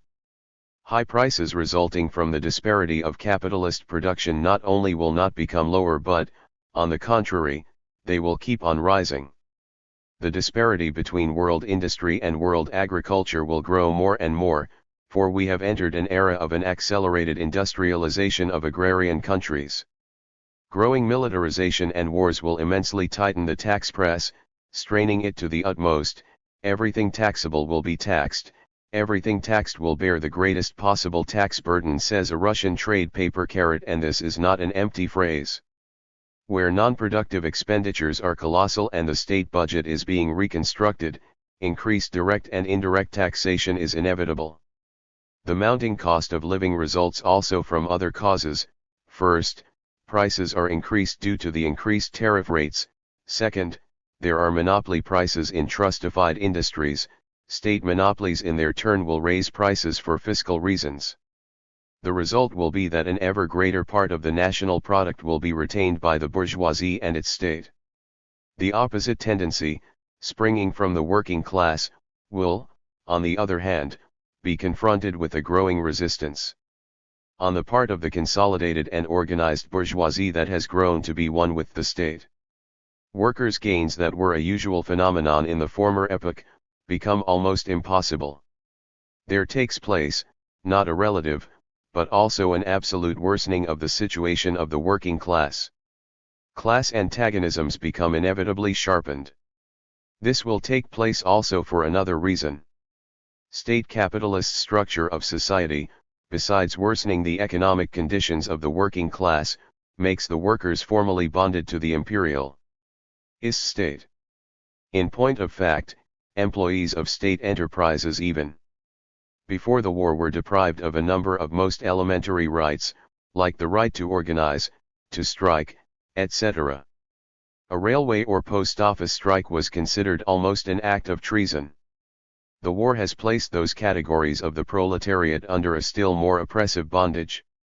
With state capitalism making nearly every line of production important for the state, with nearly all branches of production directly serving the interests of war, prohibitive legislation is extended to the entire field of economic activities. The workers are deprived of the freedom to move, the right to strike, the right to belong to the so-called subversive parties, the right to choose an enterprise, etc. They are transformed into bondsmen attached, not to the land, but to the plant. They become white slaves of the predatory imperialist state, which has absorbed into its body all productive life. Thus the principles of class antagonisms reach a height that could not have been attained hitherto. Relations between classes become most clear, most lucid. The mythical conception of a state elevated above classes disappears from the people's consciousness, once the state becomes a direct entrepreneur and an organizer of production. Property relations, obscured by a number of intermediary links, now appear in their pristine nakedness. This being the situation of the working class in the intervals between wars, it will undoubtedly be still worse in wartime.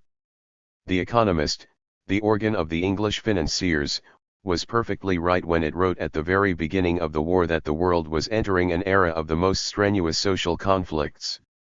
Chapter 14. World Economy and Proletarian Socialism. I. The capitalist and the worker as opposite poles. Social relations. 2. Class antagonism of interests, and their relative solidarity. 3. Lasting interests and interests of the moment. 4. The so-called patriarchal relations between labor and capital. 5. The working class and the bourgeois state. 6. The working class and the imperialist politics of the bourgeois state. 7. The working class and the war. 8. Collapse of collaboration with the bourgeois state, and regeneration of revolutionary socialism. The first period of the war has brought about, not a crisis of capitalism, but a collapse of the Socialist International. This phenomenon, which many have attempted to explain by proceeding solely from the analysis of the internal relations in every country, cannot be more or less satisfactorily explained from this angle. For the collapse of the proletarian movement is a result of the unequal situation of the state capitalist trusts within the boundaries of world economy. Just as it is impossible to understand modern capitalism and its imperialist policy without analyzing the tendencies of world capitalism, so the basic tendencies in the proletarian movement cannot be understood without analyzing world capitalism. Capital implies the existence of labor. Labor implies the existence of capital. The capitalist mode of production is a certain relation between people, between social classes, each of which implies the existence of the other. Viewed from this angle, both capitalists and workers are members, component parts, poles of the same capitalist society.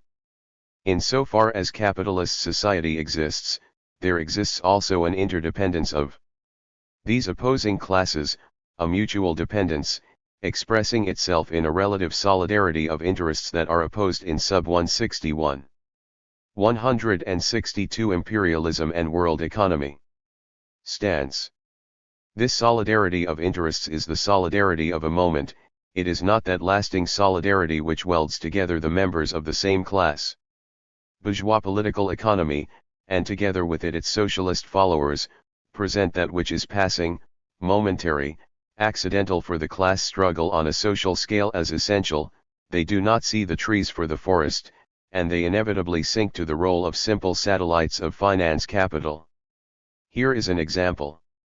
Everybody knows that at the beginning of the capitalist era, when the working class had just begun to emerge and to separate itself from the small entrepreneurs, when so-called patriarchal relations prevailed between master and worker, the latter to a considerable degree identified his interests with the interests of his exploiter. This identification of interests that are in substance totally opposed to one another, was, to be sure, not suspended in the air. It had a very real basis. The better the business of our shop, the better for me, the worker of that time used to reason. This reasoning was based on the possibility of raising wages with the increase of the sum total of values realized by a given enterprise. We find the same psychology in other variations. What, in fact, is, let us say, the so-called craft ideology of the English trade unionists? We find here substantially the same idea. Our production, they say, our sphere of production, which embraces both workers and industrialists, must prosper before anything else. No interference of outside elements must be tolerated. In recent times we find an analogy to this purely local patriotism in enterprises with highly skilled labor. Such enterprises, for instance, are the plants of the well-known American pacifist Ford. The workers are carefully selected for the plant. They receive higher wages, they are granted various premiums and profit sharing under the condition that they be bound to the plant. As a result, the bamboozled workers are devoted to their masters. On a larger scale the same phenomenon may be observed in the so-called working class protectionism with its policy of safeguarding national industry, national labor, etc. This ideology permeates a considerable part of the Australian and American workers. We, they say, are equally interested in our national industry, for, the higher the profits of our employers, the higher will our wages rise. In the process of competitive struggle between the various enterprises, their situation is not ever everywhere the same. Enterprises with highly skilled labor always occupy the first ranks, always enjoy exceptional privileges. Their share in the surplus value that is being produced in society as a whole is disproportionately large, for they receive differential profits on the one hand, cartel rents on the other. Thus a basis is created for a momentary interlinking of the interests of capital and labor in a given production branch, a circumstance which expresses itself in the workers giving capital, not the labor of duty, but the labor of love. It is perfectly obvious that such a solidarity of interests between the capitalist and the worker is of a temporary character, and it cannot determine the conduct of the proletariat. Were the workers eternally to hang on to the coattails of their masters, they would never be able to conduct a single strike, and the employers, bribing them individually, would be able individually to defeat them. However, because the proletariat has not learned yet to distinguish local and temporary interests from general and lasting ones, it is permeated with such a narrow conception. The latter is overcome only when the class struggle achieves great scope, destroying local bigotry, welding the workers together, and throwing them into sharp opposition as a class to the class of the capitalists. In this way the psychology of the patriarchal period was overcome when the bond of unity between the workers and the master of an individual enterprise was severed. In this way the craft ideology of the unions organizing skilled workers was overcome. However, the end of the 19th century, which to a large degree destroyed the bond of unity between capitalists and workers, which placed against each other those classes and their organizations as classes and organizations hostile to each other in principle, has not yet destroyed the bond of unity between the working class and the greatest organization of the bourgeoisie, the capitalist state. The working class connection with this organization was expressed in the ideology of workers' patriotism, in the idea of a fatherland, which the working class is supposed to serve. After what has been presented above, the material basis of this phenomenon will become clear if we turn our attention to the whole sphere of world economy. We have seen that the competitive struggle was, by the end of the 19th and the beginning of the 20th century, to a large extent transferred to the foreign markets. i.e., it became a competition in the world market. Thus the state organization of capital, the fatherland, having turned into a state capitalist trust, took the place of the individual enterprise and appeared on the world arena with all its heavy and ponderous apparatus. From this angle we must first of all view the colonial policy of the imperialist states. There is an opinion current among many moderate internationalists to the effect that the colonial policy brings nothing but harm to the working class and that therefore it must be rejected. Hence the natural desire to prove that colonies yield no profit at all, that they represent a liability even from the point of view of the bourgeoisie, etc. Such a point of view is being propounded, for instance, by Koski. The theory unfortunately suffers from one shortcoming, namely, it is out and out incorrect. The colonial policy yields a colossal income to the great powers, i.e., to their ruling classes, to the state capitalist trust. This is why the bourgeoisie pursues a colonial policy. This being the case, there is a possibility for raising the workers' wages at the expense of the exploited colonial savages and conquered peoples. Such are exactly the results of the great powers' colonial policy. The bill for this policy is paid, not by the continental workers, and not by the workers of England, but by the little peoples of the colonies. It is in the colonies that all the blood and the filth, all the horror and the shame of capitalism, all the C3Mism, greed and bestiality of modern democracy are concentrated. The European workers, considered from the point of view of the moment, are the winners, because they receive increments to their wages due to industrial prosperity. All the relative prosperity of the European American industry was conditioned by nothing but the fact that a safety valve was opened in the form of colonial policy. In this way the exploitation of third persons and colonial labor led to a rise in the wages of the European and American workers. One highly important circumstance must here be noted: in their struggle for colonies, for sales markets, and markets for raw materials, for capital investment spheres, for cheap labor, not all the state capitalist trusts achieve an equal success. While England, Germany, and the United States of America forged ahead in their triumphal march over the world market, Russia and Italy, all the strenuous efforts of the imperialists notwithstanding, proved too weak. It was in this way that a few great imperialist powers came to the forefront as pretenders to worm monopoly. They have proved, as far as the others are concerned, above competition. Economically the situation is this: world surplus value is being divided in the struggle for the world market. As is the case within the framework of national economy, so also within the boundaries of world economy, the stronger competitor receives super profits, a kind of differential profit and a kind of cartel rent. Super profits obtained by the imperialist state are accompanied by a rise in the wages of the respective strata of the working class, primarily the skilled workers. Such a phenomenon could also be observed in olden times. It was pointed out by Friedrich Engels, who referred to the monopoly situation of England in the world market and to the conservatism of the English proletariat that resulted therefrom. It was on the basis of this relative interest of the proletariat in colonial plunders that its connection with the masters' organization of the bourgeois imperialist state grew and became strong. In socialist literature this psychology found expression in the national point of view of the social democratic opportunists. This national wisdom, emphasized on every occasion, signified a complete abandonment of the point of view of revolutionary Marxism. Marx and Engels viewed the state as an organization of the ruling class that crushes the oppressed class with blood and iron. They assumed that future society would have no state at all, for the simple reason that there would be no classes. It is true that, for the transition period of proletarian dictatorship, when the proletariat is the temporary ruling class, they most correctly demanded a strong apparatus of working class state power to keep the overthrown classes in leash.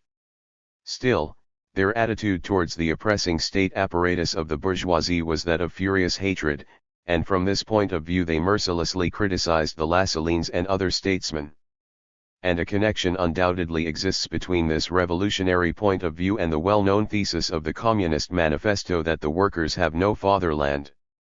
The socialist epigones of Marxism have relegated this revolutionary opposition of Marx and Engels to the archives.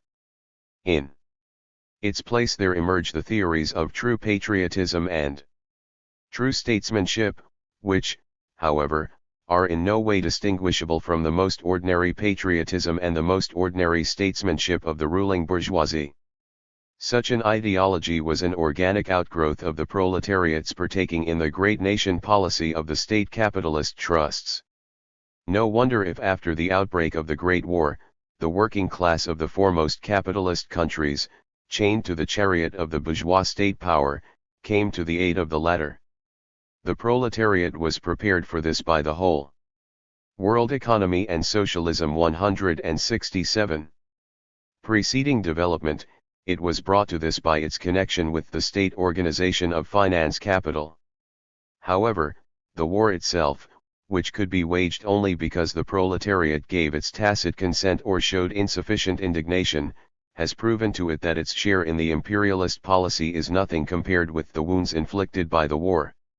It is in this way that there comes the crisis of imperialism and the rebirth of proletarian socialism. Imperialism has turned its true face to the working class of Europe. Hitherto, its barbarous, destructive, wasteful activities were almost entirely confined to the savages. Now it thrusts itself upon the toilers of Europe with all the horrifying impact of a bloodthirsty elemental power let loose. The additional pennies received by the European workers from the colonial policy of imperialism, what do they count compared to millions of butchered workers, to billions devoured by the war, to the monstrous pressure of brazen militarism, to the vandalism of plundered productive forces, to high cost of living and starvation. The war severs the last chain that binds the workers to the masters, their slavish submission to the imperialist state. The last limitation of the proletariat's philosophy is being overcome, its clinging to the narrowness of the national state. Its patriotism. The interests of the moment, the temporary advantage accruing to it from the imperialist robberies and from its connections with the imperialist state, become of secondary importance compared with the lasting and general interests of the class as a whole, with the idea of a social revolution of the international proletariat which overthrows the dictatorship of finance capital with an armed hand, destroys its state apparatus and builds up a new power, a power of the workers against the bourgeoisie. In place of the idea of defending or extending the boundaries of the bourgeois state that bind the productive forces of world economy hand and foot, this power advances the slogan of abolishing state boundaries and merging all the peoples into one socialist family.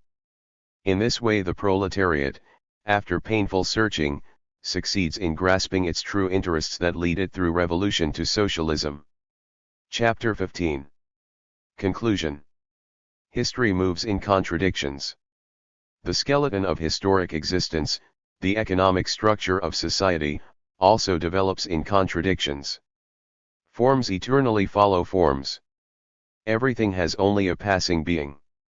The dynamic force of life creates the new over and over again, such is the law inherent in reality. Hegel's dialectics, which Marx placed on its feet, is valuable for this very reason, that it grasps the dialectics of life, that it fearlessly analyzes the present without being disturbed by the fact that every existence hides within itself the germ of its own destruction. In its mystified form, Dialectic became the fashion in Germany because it seemed to transfigure and to glorify the existing state of things. In its rational form it is a scandal and abomination to bourgeoisdom and its doctrinaire professors, because it includes in its comprehension an affirmative recognition of the existing state of things, at the same time also, the recognition of the negation of that state, of its inevitable breaking up, because it regards every historically developed social form as in fluid movement, and therefore takes into account its transient nature not less than its momentary existence, because it lets nothing impose upon it, and is in its essence critical and revolutionary in spirit. Thus Marx in his foreword to the first volume of Capital. Many years have passed since, we already hear a new future knocking at history's door. Present-day society, which developing productive forces to a gigantic degree, while powerfully conquering ever new realms, while subjugating nature to man's domination on an unprecedented scale, begins to choke in the capitalist grip. Contradictions inherent in the very essence of capitalism, and appearing in an embryonic state at the beginning of its development, have grown, have widened their scope with every stage of capitalism, in the period of imperialism. They have reached proportions that cry to heaven. Productive forces in their present volume insistently demand new production relations. The capitalist shell must inevitably burst. The epoch of finance capital has made all the elements of maladjustment of the capitalist organization stand out in the boldest possible relief. In former times, when capitalism, as well as its class sponsor, the bourgeoisie, appeared as a progressive force, it was in a position partly to conceal its inner defects by comparing itself with the backwardness and maladaptation of pre-capitalist relations. Large-scale production, equipped with gigantic machines, ruthlessly crushed the handicrafts with their poor technique. This painful process was nothing but the collapse of pre-capitalist production forms. On the other hand, the very existence of those forms, of those various third persons in the capitalist production process, allowed capitalism to extend its power peacefully, without exposing the limits put to economic evolution by its capitalist shell. This is why the general features of the contradictions inherent in capitalism as such, and forming its law, appeared in the sharpest possible form only at a stage of economic development when capitalism had outgrown its swaddling clothes, when it had not only become the prevailing form of the socio-economic life, but had even become the general form of economic relations, in other words, when it had appeared as world capitalism. It is only now that the inner contradictoriness of capitalism is expressed with dramatic force. The convulsions of the present-day capitalist world that is drenched in blood and is agonized in mortal pain, are the expression of those contradictions in the capitalist system, which in the long run will cause it to explode. Capitalism has attempted to overcome its own anarchy by pressing it into the iron ring of state organization. But having eliminated competition within the state, it let loose all the devils of a world scuffle. Capitalism has attempted to tame the working class and to subdue social contradictions by decreasing the steam pressure through the aid of a colonial valve. But having accomplished this task for a moment, it thus prepared the explosion of the whole capitalist boiler. Capitalism has attempted to adapt the development of productive forces to state limits of exploitation by resorting to imperialist conquests. But it proved unable to solve that problem even through its own methods. Capitalism has increased the power of militarism enormously. It has brought to the historic arena millions of armed men. The arms, however, begin to turn against capitalism itself. The masses of the people, aroused to political life and originally tame and docile, raise their voices ever higher. Steeled in battles forced upon them from above, accustomed to look into the face of death every minute, they begin to break the front of the imperialist war with the same fearlessness by turning it into civil war against the bourgeoisie. Thus capitalism, driving the concentration of production to extraordinary heights, and having created a centralist production apparatus, has therewith prepared the immense ranks of its own grave diggers. In the great clash of classes, the dictatorship of finance capital is being replaced by the dictatorship of the revolutionary proletariat. The hour of capitalist property has struck. The expropriators are being expropriated. The end.